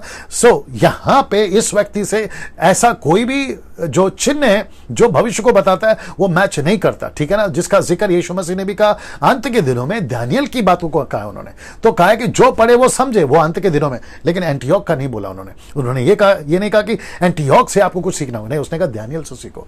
तो दानियल की 70 वीक्स की प्रोफेसी, 2300 का चक्कर, ये सब कुछ मैं बताऊंगा, ठीक है ना, जो कि एंटी क्राइस्ट से यानी इससे कनेक्टेड है, इससे कनेक्टेड है। इसलिए यीशु ने कहा मत्ती 24:15 में, सो जब तुम उस उजाड़ने वाली घृणित वस्तु को जिसकी चर्चा दानियल भविष्यवक्ता के द्वारा हुई थी पवित्र स्थान में खड़ी हुई देखो, जो पढ़े वो समझे। यह व्यक्ति कब है? यीशु मसीह से पहले कितना साल है? BC, before Christ 170। यीशु मसीह ये वचन कब बोल रहे हैं आपको पता होना चाहिए। यीशु मसीह बात कर रहे 27 एडी में। अब आप कहां 170 बीसी और कहां 27 एडी, कितना गैप है देखिए। तो यीशु यहां बोल रहे 27 एडी में कि दानियल की बातों को याद रखो, मतलब जो पढ़ेगा, जब तुम घृणित वस्तु को मंदिर में खड़े देखो, वो तब की बात कर रहा है। तो ये एंटी क्राइस्ट यह है, ना कि यह, ना कि यह, ये नहीं है। मैं वापस कहता हूं, दो प्रोफेसी एंगल है, एक है सेकेंडरी और दूसरा है फाइनल। प्राइमरी तो नबूकदनेस्सर में ही खत्म हो गया, ठीक है ना। ना दोस्तों, आशा करता हूं यहां पर आप लोग समझ गए ना। इसको देखिए, एक और छोटा सिंह जिसका जो है निकला, मैं उसका बता देता हूं, ये आप देख लीजिए। मैंने कहा था ना सेलेकस से निकलेगा। अब ये 2300 ईयर्स मैं कल कनेक्ट करूंगा, और साथ ही साथ आपको ये भी पता होगा 275 बीसी, और फिर ये सारी बातें आपको मैं कल कनेक्ट करूंगा। अलेक्जेंडर द ग्रेट आकर उसने कैसे राज करा, ये 4 सिंह कौन है मैं आपको बता चुका हूं, और साथ ही साथ छोटा सिंह एंटी क्राइस्ट आएगा 2025 एडी, जिसको मैं कल कनेक्ट करूंगा, जो कि 1844 में ये एक कैलकुलेशन के हिसाब से ये आकर खत्म हो जाना चाहिए था। दुनिया 1844 में खत्म हो जाना चाहिए था। कैसे बताऊं 1844 में अकॉर्डिंग टू डैनियल 2300 का चक्कर, 70 वीक का चक्कर, 1844 में दुनिया खत्म हो जाना चाहिए था। लेकिन दुनिया खत्म नहीं हुई, दुनिया अभी भी चल रही है। मैं वापस कहूंगा, जो मैंने बताया था उसको कोई रोक रहा है, उसको पवित्र आत्मा रोक रहा है इसको पूरा होने में। क्योंकि परमेश्वर, मैं कनेक्ट करूंगा, परमेश्वर एक दिन को 1000 दिन कहता है, मैं वो सब कनेक्ट करूंगा। सो आपको समझना होगा, अपोक्लिप्टिक है, सिंबॉलिक है, जो कि सुसमाचार को ही सब कुछ टिका है सुसमाचार पर। मैं हाथ जोड़ के रिक्वेस्ट करता हूं सभी प्रचारकों को, उन सभी बाइबल टीचरों को, सर आप दानियल की टीचिंग देते हो, आप एंड टाइम की टीचिंग देते हो, आप अंत के दिनों की बात करते हो, चाइना की बात करते हो, आप यहां की बात करते हो, अमेरिका की बात करते हो, और आपकी जितनी भी प्रोफेसीज है ना, झरमाया की बुक से, एजेकिएल की पुस्तक से, आपका यशाया की पुस्तक से आप कनेक्ट करते हो। सर आप कनेक्ट करते वक्त मैंने देखा कुछ वीडियो आप लोगों की, मैं नाम तो नहीं लूंगा कि कौन कौन है, आप लोग शायद जान भी गए होंगे, वो सुसमाचार को हाईलाइट क्यों नहीं करते, जबकि यहां पे सब कुछ सुसमाचार पर ही टिका हुआ है। सब कुछ सुसमाचार पर ही टिका हुआ है, सब कुछ सुसमाचार पर ही टिका हुआ है। ठीक है ना, मेरे पास में वक्त कम है, वचन 10 पे आ जा रहा हूं। वह बढ़ता बढ़ता स्वर्ग की सेना तक पहुंच गया। कौन? छोटा सिंह, बता रहा हूं कौन है, एंटी क्राइस्ट। लिखा है कि उसने तारों गणों में से कुछ तारों को पृथ्वी पर फेंक दिया, उनको रौंद डाला। ये कौन है मैं बताता हूं। तो सबसे पहले ये दो चित्र देख लीजिए, कहां तक पहुंच गया उसकी सिंह। ये देखिए एंटी क्राइस्ट की सिंह कहां से कहां तक पहुंच गई। इसका मतलब क्या मालूम है, ऐसा कोई प्रत्यक्ष रूप में, विजिबल रूप में आपको हॉर्न्स नहीं दिखेगा, सिंह नहीं दिखेगा। बात है अपोक्लिप्टिक की, बात है दृश्य की, बात है दर्शन की। वहां सब ठीक चल रहा है सलू, है ना। और साथ ही साथ उसने जाकर जमीन पे पटक दिया। अब ये लोग कौन है और ये किसके पीछे पड़ा है? वापस आएगा मंदिर। मैंने इसलिए कहा था ना कि चैप्टर 8 मंदिर से कनेक्टेड है। मंदिर मतलब आप और मैं, यीशु मसीह की कलीसिया, आप और मैं। अब देखते हैं, आपको बताता हूं, ये वही दानियल है जो दानियल की पुस्तक में उसने कुछ कहा था। अब पहले मैं आपको यह बता दूं, स्वर्ग की सेना तक पहुंच गया और उसने तारों गणों में से कुछ तारों को पृथ्वी पर फेंक दिया। आपने यह वचन मैंने पढ़वाया था, तो इसी का मैं आपको अभी खुलासा करने जा रहा हूं। ये लोग कौन है? दानियल की पुस्तक 12 अध्याय वचन 3 में लिखा है, the book of Daniel chapter 12 verse 3 में लिखा है, तब सीखने वालों की चमक आकाश मंडल की सी होगी, जो दूसरों को धर्मी बनाते हैं वे सर्वदा की नाई प्रकाशमान रहेंगे। तो इसने किसको नीचे फेंका है? स्वर्ग तक पहुंचे, वहां तक असर है, वहां की चीजों पे असर है, वहां तक इसको एक्सेस है, और उसने सबको नीचे पटक दिया। तो इसका मतलब क्या, मैं आपको बताता हूं। इसका मतलब यह है कि एक तो इजरायली हो गए और वो यहूदी हो गए, जो खुद को, इसलिए पौलुस कहता है ना, तुम धोखे में मत रहो, उन तक को ये पकड़ेगा। अंत के दिनों की बात कर रहा हूं। वहां तक जो परमेश्वर के मंदिर का कनेक्शन है, वहां तक में जो दूसरों को धर्मी बनाते हैं। अब ये आ गए आप और हम। तो लूसीफर, एंटी क्राइस्ट और उसकी सेना, मैं अभी भी कह रहा हूं, पहला यूहन्ना उसका दूसरा अध्याय वचन 15 में, अगर मैं गलत नहीं हूं, वहां पर लिखा है कि अभी भी बहुत सारे, जल्दी निकालो, पहला यूहन्ना 2 का 15 होना चाहिए। लिखा है कि अभी भी एंटी क्राइस्ट दुनिया में है। एक तो फाइनल आने वाला है, ओरिजिनल, वो है एंटी क्राइस्ट ये, लेकिन अभी भी है। 1 John chapter 2 verse 15, I hope so वही होना चाहिए। अगर नहीं है तो मैं कल बता दूंगा ढूंढ के, ठीक है ना, क्योंकि बहुत सारा स्टडी कर रहा हूं, बहुत सारा दिमाग में है, और अभी बुक डैनियल का बुक चल रहा है, जिसके चलते, बट मेरा 1 जॉन 2:15, आई होप सो जी। तुमने तो संसार से और न संसार में की वस्तुओं से प्रेम रखो। ओके 3 का 15, आई होप सो 3 का 15। जो कोई अपने भाई से बैर रखता है, 4 का 15। देखते क्या होता है। जो कोई यह मान लेता है कि यीशु परमेश्वर, ओके 1 का 15 ही है शायद। 1 का 15 नहीं। ओके लिखा है कि अभी भी, देखो इसमें कोई डाल रहा है क्या स्क्रिप्चर? आपके उस पर चेक कर लो, कोई डाल रहा है क्या, चेक कर लो। ओके, तो लिखा है कि अभी भी, मैंने इसमें विचार किया था, चैप्टर 1 चैप्टर 2 में बोला था, रेफरेंस अभी दिमाग में से स्किप हो गया। जॉन कहता है कि अभी भी एंटी क्राइस्ट है। तो इसका मतलब क्या है? वो अभी भी सेवकों को पकड़ कर नीचे डाल रहा है। मैं वापस कहता हूं, अगर मिल गया तो बताना। मैं वापस कहता हूं दोस्तों, बड़े ध्यान से सुनिएगा। जो आकाश में चमकेंगे, कौन चमकेंगे? सेवक लोग, मुझ जैसे लोग, मुझ जैसे 10% लोग। वो हमारे पीछे पड़ा है, वो हमारे पीछे पड़ा है। और आपको पता है वो क्या चाहता है? वो चाहता है कि डैनियल राज यूट्यूब पे, फेसबुक पे ना आए। कौन चाहता है? Anti Christ. वो ये भी चाहता है कि मुझ जैसे जो 10%, जिनको मैं बहुत रिस्पेक्ट करता हूं, मैं नाम तो नहीं लूंगा उनका, मुझे बहुत पसंद है, ऐसे लोग 10% है मात्र, बाकी कचरा बहुत है, 90%, उनकी बात नहीं कर रहा हूं। 10% मुझे लोग पसंद है, मैं उनको सल्यूट करता हूं, उनकी टीचिंग को सपोर्ट करता हूं, उनको सपोर्ट करता हूं, उनको मैं अप्रिशिएट करता हूं। 10% वो कौन कौन है? कभी फुर्सत में मिलना, अकेले में बात करूंगा, पब्लिक में नहीं, ठीक है ना। सो वो उन सबको नीचे डालेगा।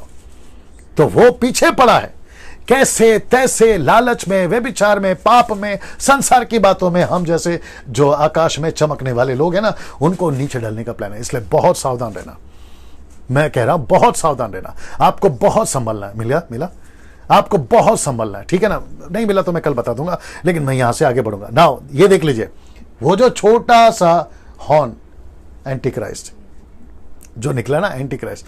नाउ ये छोटा सिंह साथ ही साथ रिप्रेजेंट करता है रोम को भी, क्योंकि इसका सत्ता 1 जॉन 2:17 बोल रहे हैं। पढ़ो। संसार और उसकी अभिलाषाएं दोनों मिटने जाते हैं, हाँ। पर जो परमेश्वर की इच्छा पर चलता है वह सर्वदा बना रहेगा। नहीं, लिखा है कि एंटी क्राइस्ट अभी भी जगत में। मैं कल बता दूंगा, कोई दिक्कत नहीं है। Let's not waste the time on that, ठीक है ना। चलिए दोस्तों, यहां पे फोकस करेंगे। ये जो छोटा हॉर्न है, ये रोम से सत्ता चलाएगा। अपना जो भी पॉलिटिकल लीडर बनकर या रिलीजियस लीडर बनकर जो फॉल्स प्रॉफिट है, ये यहां से अपना सत्ता चलाएगा। साथ ही साथ इसको बहुत सारे लोग इसको रोम को भी कनेक्ट करते हैं ना। वचन 11, उसने स्वर्ग की सेना के अध्यक्ष से भी अधिक स्वयं को सर्वोच्च घोषित कर दिया। फिर लिखा है कि जो नित्य अग्नि बलि स्वर्ग की सेना के अध्यक्ष को चढ़ाई जाती है, उसको बंद करा दिया गया। उसने उसका पवित्र निवास स्थान तोड़ फोड़ कर डाला। ये अध्यक्ष कौन है? ये सेना कौन है? परमेश्वर के लोग। ये अध्यक्ष कौन है? ऑफ कोर्स यीशु मसीह। तो इसने क्या करा, इसकी पहुंच वहां तक हो गई, और इसने जो परमेश्वर के लिए, इजराइल की बात हो रही है, याद रखो, जो कि आने वाले दिनों में होगा, उसको अर्पण जो करते थे, और ये एंटियोकस ने भी वही करा। मंदिर में जाकर उसने परमेश्वर के अन्न बलि को जो चढ़ाते थे, जिसको कहते हैं ब्रेड। यीशु मसीह कौन है? वचन है, द ब्रेड ऑफ लाइफ। यीशु मसीह जीवन की रोटी है। यहां यीशु पैदा हुआ, रोटी का घर उसको कहते हैं। बैथलेहम का मतलब है हाउस ऑफ ब्रेड। इसको रोक दिया, उसने भी रोका, एंटी क्राइस्ट भी रोकेगा। अब इसमें बहुत सारा प्रचार मैं कर सकता हूं, लेकिन मुझे आपको आज बहुत कुछ बोलना है, इसलिए मैं वक्त का ख्याल रख रहा हूं। तो अध्यक्ष मतलब यीशु मसीह, और सेना, अध्यक्ष की सेना यानी आप और मैं, ये हम तक को रोकेगा, हम तक के विरोध में आएगा, सुसमाचार को रोकने की कोशिश करेगा, और आज भी कर रहा है। जैसे मैं वचन को ढूंढ रहा, कल बता दूंगा। आज भी ऐसे एंटी क्राइस्ट लोग हमको रोकने के लिए लगे हुए हैं। वचन 12 लिखा है कि और अपनी सेना को सौंप दिया। किसको सौंप दिया? अपनी सेना को सौंप दिया। ये सेना कौन है? ये वो सेना है, मैं बता देता हूं, वो सेना है जो मसीह तो हैं, एंटी क्राइस्ट के टाइम पे भी आएंगे, जो मसीह तो हैं, लेकिन ये सपोर्टर किसके होंगे? एंटी क्राइस्ट के होंगे। अब आप लोग समझ जाओ मेरा इशारा किधर है। जिसको मैं कहता हूं पेगन रिलीजन, रोम के। अब उसमें डिनोमिनेशन एक है, मैं द बुक ऑफ रेवलेशन के टाइम पे बता चुका हूं, और मुझे लगता है कि पहला चैप्टर का, उसमें दूसरा चैप्टर में मैं बता चुका हूं ये लोग कौन है। तो ऐसे मूर्ति पूजक क्रिश्चियंस, अब आपको इशारा मिल गया होगा, ऐसे पेगन रोम, होली सिटी, ये उसको सपोर्ट करेंगे। सेना को सौंप दिया। फिर कहते हैं पवित्र स्थान में नित्य अग्नि बलि के बदले अधर्ममय उपासना की जाने लगी। मतलब जो परमेश्वर को पसंद नहीं है, ऐसी आराधना होने लगी। सिंह ने सत्य को धूल में मिला दिया। सीधे सत्य को धूल में मिला दिया। इसलिए मैं वापस कहता हूं कि आखिरी के दिनों में आपको बहुत बचना है कि कौन सी टीचिंग सही है, कौन सी टीचिंग सही नहीं है, कौन है फॉल्स प्रॉफिट। यीशु मसीह ने मत्ती 7:15 में बहुत साफ कहा है कि झूठे भविष्यवक्ताओं से सावधान रहो। False prophet, only Jesus, Jehovah witness, माता यरूशलेम, इल्यूमिनाटीज, और न जाने सर्वशक्तिमान बिजली एक कोने से दूसरे चमकती है। बीच में मुझे किसी ने कॉल करके बोला, डैनियल भाई एक टीचिंग ऐसी चल रही है ऑनलाइन, बहुत संभल के रहना, कहते हैं कि यीशु मसीह फिर से पैदा होगा।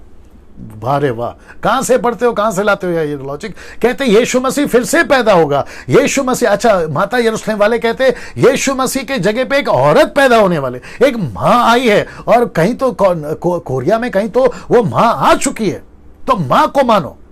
यार कहां से लाते हो ये कॉन्सेप्ट, कहां से लाते हो ये टीचिंग, समझ में नहीं आ रहा। बाप रे, आप सोचिए कितना बचना है आपको। लिखा है कि सिंह ने सत्य को धूल में मिला दिया। आज भी चल रहा है बहुत सारे चर्च में। मैंने बताया था ना, एक मुंबई का पास्टर है, नाम नहीं बताऊंगा, बोलता है मैं जब तुम्हारे घर पर पहुंचूं, मेरे पैर जब तुम्हारे घर पर पड़े, मेरे पैर को धो, पानी को बोतल में भर के रखो, और बीच बीच में आशीष के रूप में पीते रहना, तुमको ब्लेसिंग आएगी। कमाल है। और पंजाब में क्या चल रहा है ये तो आप जानते ही हैं। कोई तेल बेच रहा है, कोई पानी बेच रहा है, कोई अपनी फोटो बेच रहा है, कोई अपने, हद होती है यार। आप लोग कर क्या रहे हैं? इसको धूल में क्यों मिला रहे हो? परमेश्वर के सत्य को धूल में क्यों मिला रहे हो? ये है एंटी क्राइस्ट का प्लान, ये है मंदिर को तबाह करने का प्लान। इसलिए मैं आपको बिगिनिंग में वहां पर लेकर गया था, शुरुआत से लेकर मैंने आपको बता दिया अभी तक लूसीफर का एक ही प्लान है। इसलिए पौलुस कहता है मुझे पता है कि मेरे जाने के बाद परमेश्वर का घर, जो जीवित परमेश्वर का कलीसिया है, उसमें ऐसे लोग आएंगे जो सब कुछ बिगाड़ देंगे। पौलुस ने बोला इस बात को। आप सोच के देखिए दोस्तों, कितना सतर्क रहना। इसलिए मैं वापस कहता हूं, लॉकडाउन में ये 3-4 महीने में, बड़े ध्यान से सुनना, कितने लोग देख रहे हैं बताते जाइए, ठीक है ना, कितने लोग, ओके, बड़े ध्यान से सुनिएगा। आपके लॉकडाउन में परमेश्वर आपको मौका दिया है, अपनी डॉक्ट्रिन चेक करिए। पास्टरों में आपसे भी बोल रहा हूं, बाइबल टीचरों में तुमसे भी बोल रहा हूं, आप कहीं के भी हो, विद द रिस्पेक्ट बोल रहा हूं, बात को समझिए, ठीक है ना। आपको भी कह रहा हूं, अपनी डॉक्ट्रिन चेक करिए, क्या प्रचार कर रहे हो, क्या सिखा रहे हो, और साथ ही साथ चर्च के मेंबर, आप कौन से चर्च में जाते हो, Catholic, Methodist, CNI, Marthoma, brethren, Lutheran, Pentecostal, main line, side line, आप जो भी जाते हैं, आप जो भी डिनोमिनेशन में जाते हैं, याद रखो डिनोमिनेशन 50 हो सकते हैं, बाइबल एक ही है, डिनोमिनेशन 50 हो सकते हैं, यीशु एक ही है। मैं यहां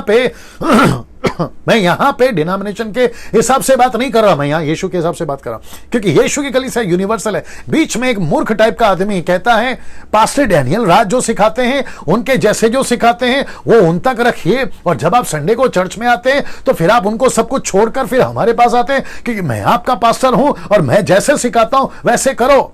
यार हद हो गई, तुमने क्या दुकान खोल के रखा है? मतलब ये दुकान का माल अलग है, मेरे दुकान का माल अलग है, उसके दुकान का माल मत खरीदो, मेरे दुकान का माल खरीदो, ये ऐसा चल रहा है क्या? वचन यीशु का है ना, एक ही है ना यीशु, सर्वव्यापी कलीसिया, यूनिवर्सल कलीसिया है, तो ये टुकड़े क्यों? मैं क्या सिखा रहा हूं और कहां से सिखा रहा हूं? आपकी बाइबल से ही सिखा रहा हूं, मेरी बाइबल से आप सिखा रहे हैं। फर्क क्या है? डॉक्ट्रिनल इशू है, मैं मानता हूं। डॉक्ट्रिनल इशू का मतलब है डॉक्ट्रिन, साउंड डॉक्ट्रिन का मतलब है पिता, पुत्र, पवित्र आत्मा। आप मानते हो, मैं भी मानता हूं, यहां तक ठीक है। आप ये मानते हो कि यीशु मसीह सारी दुनिया के लिए मरा, क्रूस पे गाड़ा गया, मारा गया, गाड़ा गया, और तीसरे दिन जी उठा और फिर बादलों पर उठा लिया गया, वापस आने वाला है। ये है साउंड डॉक्ट्रिन, मैं भी मानता हूं, तुम भी मानते हो। तो गड़बड़ क्या है? पवित्र आत्मा के 9 वरदानों को तुम मानते हो, मैं भी मानता हूं, except that gibberish, not the घुलोसा जिब्रिश, मैं उसको नहीं मानता, मैं उसके खिलाफ हूं। जो वचन है मैं उसको लेके चल रहा हूं। यहां पे भी साउंड डॉक्ट्रिन है, क्या दिक्कत है? तो रोकते क्यों? फिर वापस पूछूंगा, किसकी औलाद हो, शैतान की या परमेश्वर की? जो तुम परमेश्वर के वचन को फेसबुक पे नहीं डालना, व्हाट्सएप पे नहीं डालना, मुझे फॉरवर्ड नहीं करना, कहां से लेकर आए तुम? वापस कहता हूं कि सिंह ने सत्य को धूल में मिला दिया, तो धूल में नहीं मिलाना ना। वचन 12 मैं समाप्त कर देता हूं। और वह अपने न्यायपूर्ण को कार्य में सफल हो गया, अपने माफ करें, अन्यायपूर्ण कार्य में सफल हो गया। मतलब गलत कामों में एंटी क्राइस्ट और एंटीओक उस वक्त में भी और फ्यूचर में, यानी कि फाइनल जो लूसीफर है वो एंटी क्राइस्ट जो है वो सफल हो गया, कामयाब हो गया। दूसरा थिस्सलुनीके 2:4 देखिए क्या लिखा है, जो विरोध करता है और हर एक से जो परमेश्वर या पूज्य कहलाता है अपने आप को बड़ा ठहराता है, यहां तक कि वह परमेश्वर के मंदिर में बैठकर अपने आप को परमेश्वर प्रकट करेगा।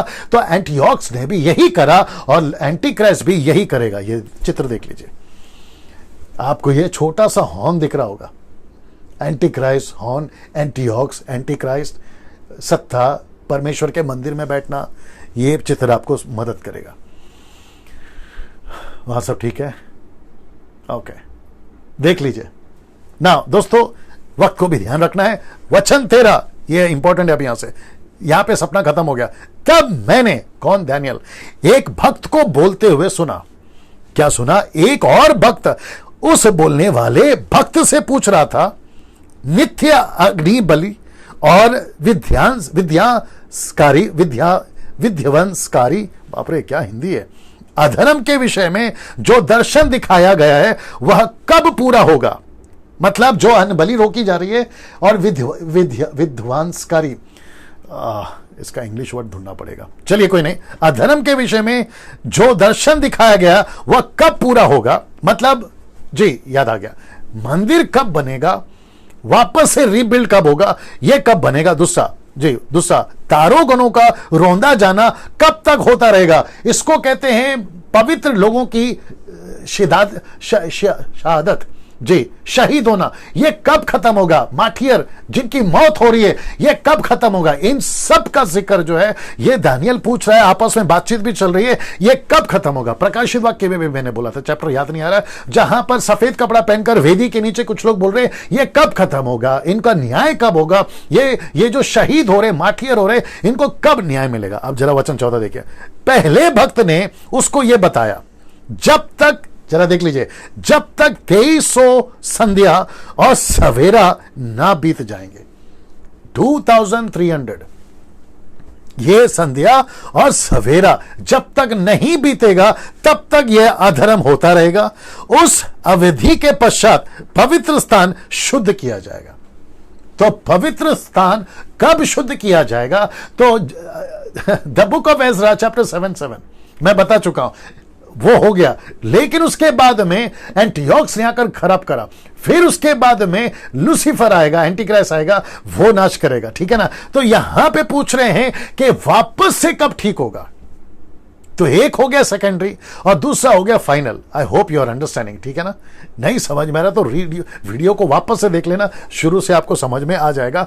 वक्त को ध्यान में रखते हुए जितना समझा पा रहा हूं समझने की कोशिश करें। अगर प्रभु ने फिर कभी मौका दिया तो एक एक सब्जेक्ट पे, चैप्टर पे नहीं, एक एक सब्जेक्ट पे बात करके वीडियो डाल दूंगा, ठीक है ना।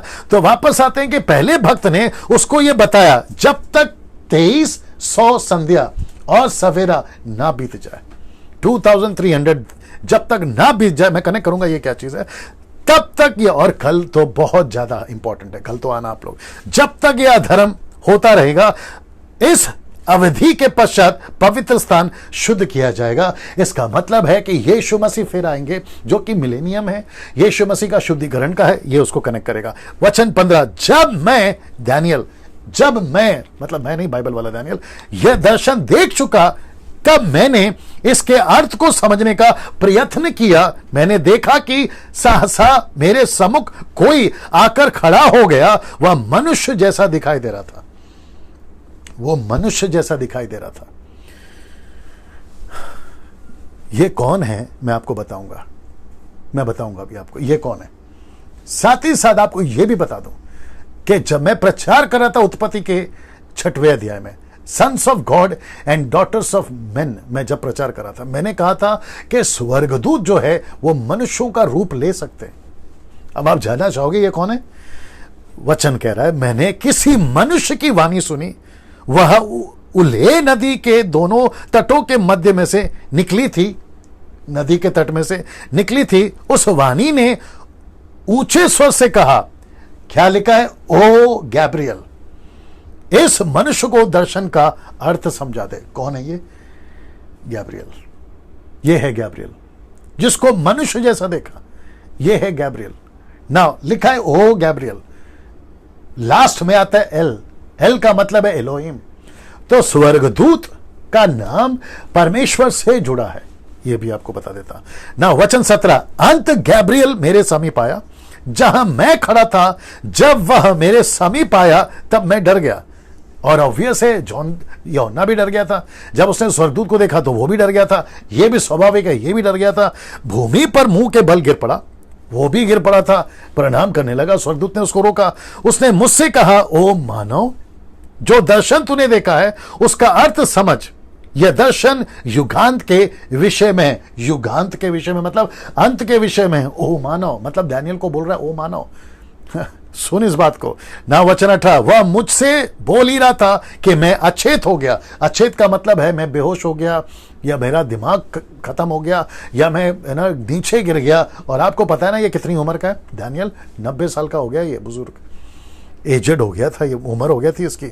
साथ ही साथ भूमि पर औंधे मुंह गिर पड़ा, पर उसने मुझे स्पर्श किया, मुझको पैरों पर खड़ा करा दिया। दानियल नीचे गिर गया, कमजोर हो गया, एक तो भयंकर सपना देखा है। अच्छा, साथ ही साथ आपको यह भी बता दूं कि दानियल को परमेश्वर से जितना प्यार है ना, परमेश्वर के से भी प्यार था और परमेश्वर के मंदिर से भी प्यार था, ये था दानियल। और यही तो यीशु ने कहा ना प्रकाशित वाक्य 2:4 में, तो मुझसे प्यार करते हो, तेरा प्यार पहला ठंडा हो गया, मन फिरा, लौट करा, पहले के समान काम कर।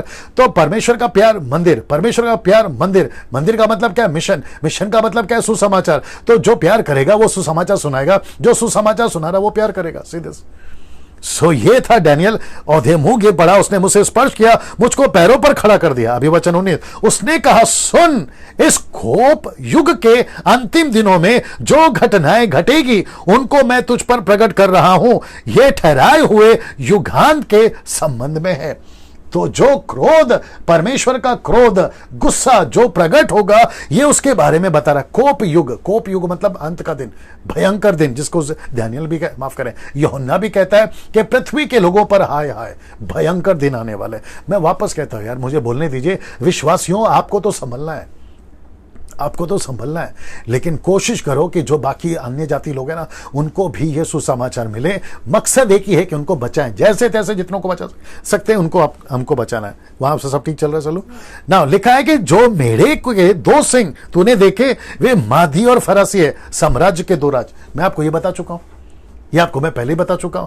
फिर कहता है, और यूनान देश का राजा बकरा, ही गोट, यानी कि बादशाह सिकंदर, मैं आपको वो बता चुका हूं। इस बकरे के दोनों आंखों के मध्य स्थित सिंह का अर्थ है यूनान का पहला राजा।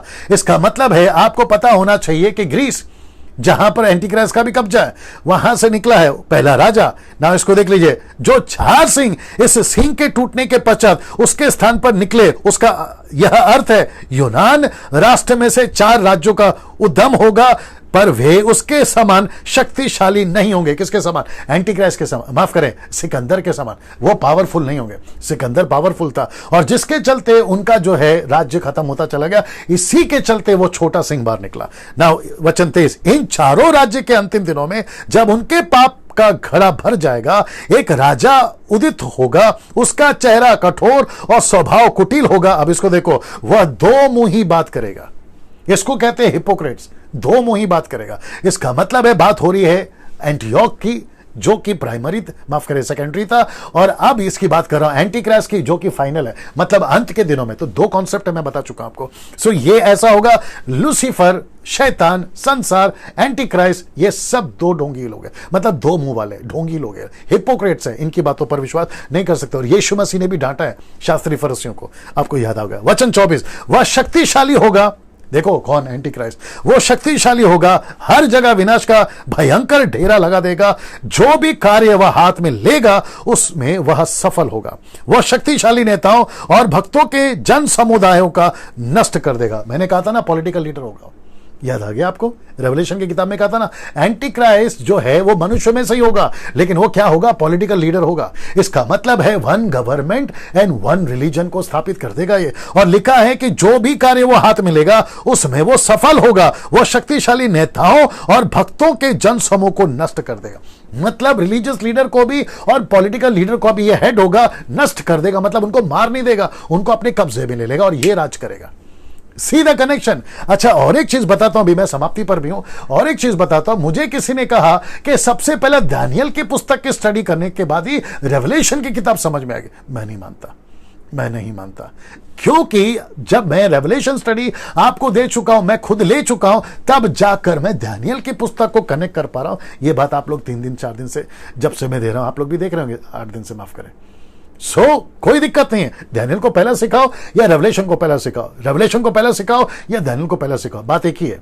तो ये कॉन्सेप्ट में नहीं आना ना। इसको देख लीजिए, वचन 25, वह अपनी धूर्तता में अपने हर एक कपटपूर्ण कार्य में सफल होगा। अपनी सफलता से वह मन ही मन फूल कर कुप्पा हो जाएगा। अब ये कुप्पा का क्या मतलब है, नहीं मालूम, कहां से लाए बाबा ये ट्रांसलेशन तुम लोग। ओके, हमारी जो टीम है वो काम करिए कई ट्रांसलेशंस में से, जो गूगल्स में से हमें मिलता है, जो ट्रांसलेशंस है उसको कॉपी पेस्ट कल से नहीं होगा, ऐसा मैं मानता हूं। वह बिना चेतावनी दिए ही अनेक लोगों का वध कर देगा, यहां तक कि वह शासकों के शासक, मैं इसको इंग्लिश में बताऊंगा, शासकों के शासक, ये कौन है मैं बताऊंगा, का विरोध करेगा, किंतु वह अंत में बिना किसी व्यक्ति के हाथ लगाए ही टूट जाएगा। मैं आपको यह भी बताऊंगा। आइए पहला इंग्लिश में देख लेते हैं। डैनियल चैप्टर 8 वर्स 25, कौन है ये? इंग्लिश में लिखा है, and through his policy also he shall cause craft to process prosper in his hand, and he shall magnify himself in his heart, and by peace shall destroy many. He shall also stand up against the prince of princes. Princes, मतलब राजाओं का राजा। ये कौन है राजाओं का राजा? But he shall be broken without hand. ये राजाओं का राजा हमारा यीशु है। ये यीशु के भी विरोध में आएगा, देख लीजिए ना, ये यीशु के भी विरोध में आएगा। लेकिन आपको पता है ना, 20वें अध्याय, प्रकाशित वाक्य के 20वें अध्याय में यीशु मसीह ने इसको आग में डाल दिया, जिसको कहते हैं दूसरी मौत, आग की झील में डाल दिया गया। इसलिए तो लिखा है ना कि बिना हाथ लगाए ये टूट जाएगा, मतलब इसको अनंत काल के लिए नरक में डाल दिया जाएगा। ये उसको कनेक्ट करता है ना। दोस्तों अब इसको देख लीजिए, वचन 26, जो तूने संध्या और सवेरे का दर्शन देखा है, 2300 वाला की बात कर रहा हूं, जो तुझे बताया गया है वो सच है, ऐसी घटना घटेगी ना। बड़े ध्यान से सुनिएगा। क्या बाइबल कहती है कि सिकंदर आया था? आया था। क्या बाइबल कहती है बेबीलोन आया था? आया था। क्या बाइबल कहती है कि मीडो पर्शियन आए थे? आए थे। क्या बाइबल कहती है कि एंटीक्राइस्ट रोम आया था, एंटीओक्स आया था? आया था। बाइबल यह भी कहती है कि ऐसा दिन आएगा, ऐसा युग आएगा, वो टाइम सब पूरा होगा। अब मुझे बताइए, जितने क्राइस्ट फॉलोवर है, कितने लोग देख रहे हैं, जितने भी क्राइस्ट फॉलोवर है, आप सभी को कहना चाहूंगा, आप लोग जो अभी सुन रहे हैं, 1500 लोग आप सुन रहे हैं, आप बताइए क्या बाइबल गलत है? क्या बाइबल गलत है? क्या बाइबल करप्ट हो गई? अब आप बताइए। सो कहां से लेकर आए ये लोग? अभी क्या है ना, इनके पेड़ का फल खट्टा है, इसलिए सबके पेड़ के फल को खट्टा बोल रहे हैं। ये चक्कर है इनका, आऊंगा उसके ऊपर फिर कभी ना। लिखा है कि संध्या और सवेरे का दर्शन देखा है, जो तुझे बताया गया वह सत्य है, किंतु तू उसे मोहर बंद कर सुरक्षित रखना, मतलब उसको बंद कर देना। फिर कहता है किसी को मत बताना, क्योंकि वह आज से अनेक दिनों बाद घटित होगा। तो इसका मतलब है दानियेल को कहा नहीं बताना, इसको रख देना। कौन सा बात हो रही है? संध्या और सवेरा। कितने संध्या? 223। कितने सवेरे? 223 ना। दोस्तों बाइबल में अगर दिन कहा गया है तो उसको कैसे कहा गया है? The book of Ezekiel chapter 4:6, मैंने उसके लिए भी और तेरे लिए भी 1 वर्ष की संति, 1 दिन अर्थात 40 दिन ठहरा। आपको पता होना चाहिए कि 1 वर्ष की संति का मतलब है, वर्ष का मतलब है 1 दिन, और 1 दिन का वर्ष का मतलब है वर्ष, 40 वर्ष। मैं दूसरा आपको बताता हूं, गिनती की पुस्तक, आपको याद होगा 12 जासूस भेजे थे मूसा ने। ये जब लौट कर आए तो वहां पर 2 ग्रुप बन गया, एक 2 का और एक 10 का। वो आपस में झगड़ा करने लगे और कहने लगे कि हम इजिप्ट में होते वही भला है, अभी हमको कनान में जहां दानव रहते हैं, दानों का मैंने जिक्र करा था, उनके बीच में हमको भेज रहे हो। तब ये बात आई कि जितने दिन तुम उस देश का भेद लेते रहे, अर्थात 40 दिन, उनकी गिनती के अनुसार 40 दिन तुमने बिताया। अब दिन पीछे उस वर्ष के, मतलब 1 दिन को 1 साल में बदल दिया। कहता है दिन पीछे वर्ष, अर्थात 40 वर्ष तक तुम अपने अधर्म का दंड भोगोगे। 40 दिन को कितने में बदल दिया? 40 साल। तो वैसे ही जब मैं कल कनेक्ट करूंगा तो 2300 डेज को मुझे कनेक्ट करना होगा 2300 ईयर्स में। सो जहां दिन थे 200, 2300, अब वो बदल जाएगा 2300 वर्ष में। सो दिन कहां और वर्ष कहां, और मैं उसको कल बारीकी से कनेक्ट करूंगा। मैं सबको रिक्वेस्ट करता हूं कि प्लीज कल का मिस नहीं करना। खैर आप लोग तो नहीं करते। फिर वचन 27 देखो एंड कैसे हो रहा है। मैं दानियल ये दर्शन पाकर इतना कमजोर हो गया कि कुछ दिनों तक बीमार पड़ा रहा। कुछ दिनों तक बीमार पड़ा रहा। जब मैं स्वस्थ हुआ तब शहर से उठा, मतलब अपने कमरे से उठा, और राजकाल में व्यस्त हो गया, मतलब वो राजा का नौकर था, काम करता था, उसमें व्यस्त हो गया। किंतु मैं दर्शन के कारण स्तब्ध था, क्योंकि मैं उसको समझ नहीं पाया। कौन? दानियल। लेकिन वचन, क्षमा करें, अध्याय 9 में, चैप्टर 9 में यह व्यक्ति समझ जाएगा। तो इसका मतलब है कि चैप्टर 8 और चैप्टर 9 ये साथ में चल रहे हैं। अब क्योंकि मेरा कॉन्सेप्ट है 1 दिन 1 चैप्टर, और उसके लिए 1.5 घंटे अभी ऑलरेडी हो गए, तो कल इसका कंटिन्यूएशन है। तो चैप्टर 9 यहीं से शुरू होगा, यहां से शुरू होगा। ठीक है ना। दोस्तों वापस से आपको याद दिला दूं, मसीह मंथन बैठक को ज्वाइन करिए, व्हाट्सएप ग्रुप चलता है उसको ज्वाइन करिए, मेरे चैनल को सब्सक्राइब करिए। मैं पैसे नहीं कमाता, आपको पैसे नहीं लगेंगे सब्सक्राइब करने में। आइकन बेल दबाना नहीं भूलना। और कल ठीक 8 बजे पास्टर डैनियल राज आप सभी के बीच में चैप्टर 9 डे 9 चैप्टर 9 लेकर आएगा। तब तक अपना ख्याल रखिए, खूब शेयर करिए इस वीडियो को, जितना कर सकते उतना शेयर करिए। परमेश्वर आप सभी को आशीष दे। कल मुलाकात होगी ठीक रात को 8 बजे। जय मसीह।